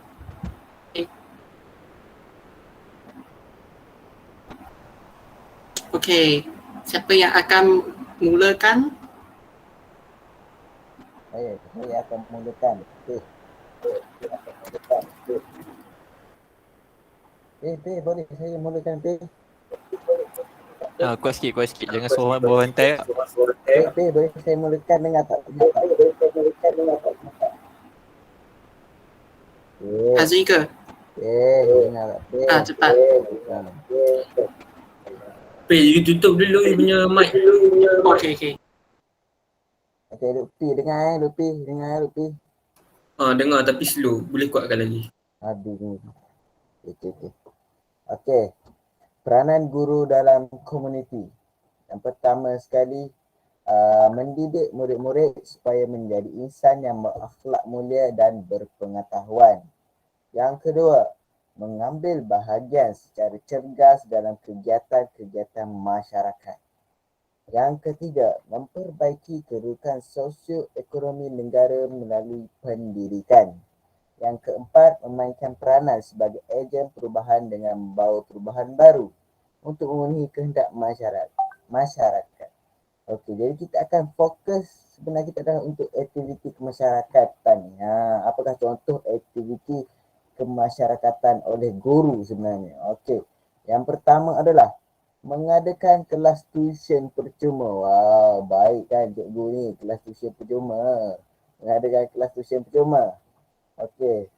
Yang kedua adalah aktiviti gotong royong. Guru-guru juga boleh mengajukan aktiviti gotong royong bersama-sama yang memberikan banyak manfaat kepada kita. Yang seterusnya adalah ceramah motivasi atau seminar. Cikgu juga boleh mengajukan banyak ceramah motivasi untuk pelajar-pelajar atau seminar yang dapat membantu memberikan pengetahuan kepada pelajar-pelajar. Seterusnya adalah bengkel bahasa. Seperti yang kita tahu, kita adalah cikgu-cikgu bahasa di sini yang boleh memberikan bengkel bahasa. Okey, seterusnya adalah melawat rumah pelajar. Rajin kan cikgu ni nak lawat rumah pelajar dia. Bagus cikgu ni, dia suka melawat rumah pelajar. Okey, itulah antara contoh aktiviti ya. Okay.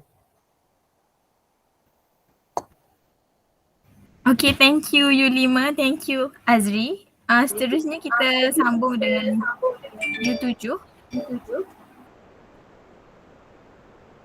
U7 saya nak nurin present. Silakan U7. Nuri ada request Nuri. Aku pun nak present tapi ada orang request aku terdiam lah.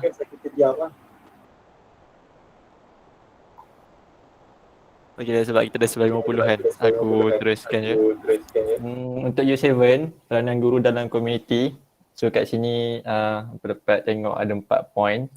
Yang first kali adalah menyumbang bakti mengikut kemampuan diri. Lebih kurang je. dengan poin kelas-kelas lain. Yang kedua adalah berkongsi ilmu dan pengalaman dengan guru lain. Maksudnya jangan kedekut lah. Even macam kita praktikal pun kita share kita punya bahan, kita share kita punya LP tapi bukanlah kira sebiji. Maksudnya kita share idea, share kita punya orang panggil apa tah innovation ke apa kan, macam tu. So amalkan sampai kita jadi cikgu nanti. Point number 3, mengambil bahagian secara giat dalam aktiviti kemasyarakatan. Ni pun dalam kata mudahnya jadi cikgu nanti jangan fokus mengajar je tapi buat satu aktiviti lain untuk kita menyumbang kepada masyarakat. Dan yang terakhir iaitu mengenal pasti keperluan komuniti. Yang ni maksudnya kita hidup dalam komuniti, kita tahu masalah dia apa. Jangan tahu pasal diri kita saja tapi fokus on komuniti yang kita hidup. Like bukan nak kata tapi for example komuniti kita ni banyak B40. So what can we do for B40 macam tu contohnya. And last sekali pasal aktiviti tak tulis kat sini, cadangan aktiviti yang guru boleh buat untuk masyarakat. U7 tadi bincang, kami tengok kepada keperluan semasa which is dengan COVID ni banyak students yang memang susah dan tak ada top up, tak ada data dan sebagainya. So kalau ikut keadaan semasa, apa yang cikgu-cikgu boleh buat adalah kita kumpulkan sumbangan antara guru-guru kat sekolah.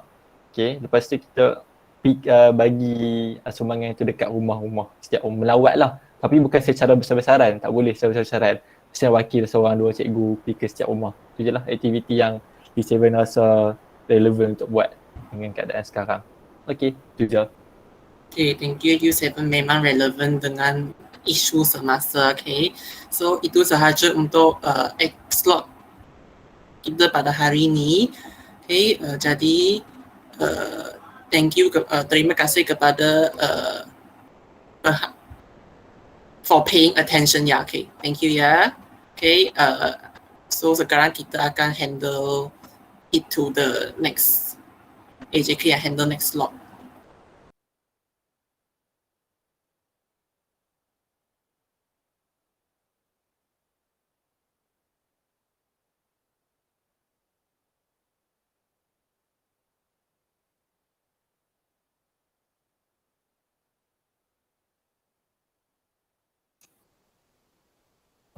Next pukul 2 kan? Apa yang berlaku lepas ni? Rehat dulu kan? Oh, ini tak sabar-sabar ni. Sabar. Tak adalah, tanya je. Ada slot lagi ke? Habis dah kan sekarang? Habis dah lah. Okey, tahniah. Jalankan dengan baik ya. Tahniah kepada slot yang mengendalikan slot. Kita jumpa balik pukul 2 nanti. Okey, baik cik. Okay, cik.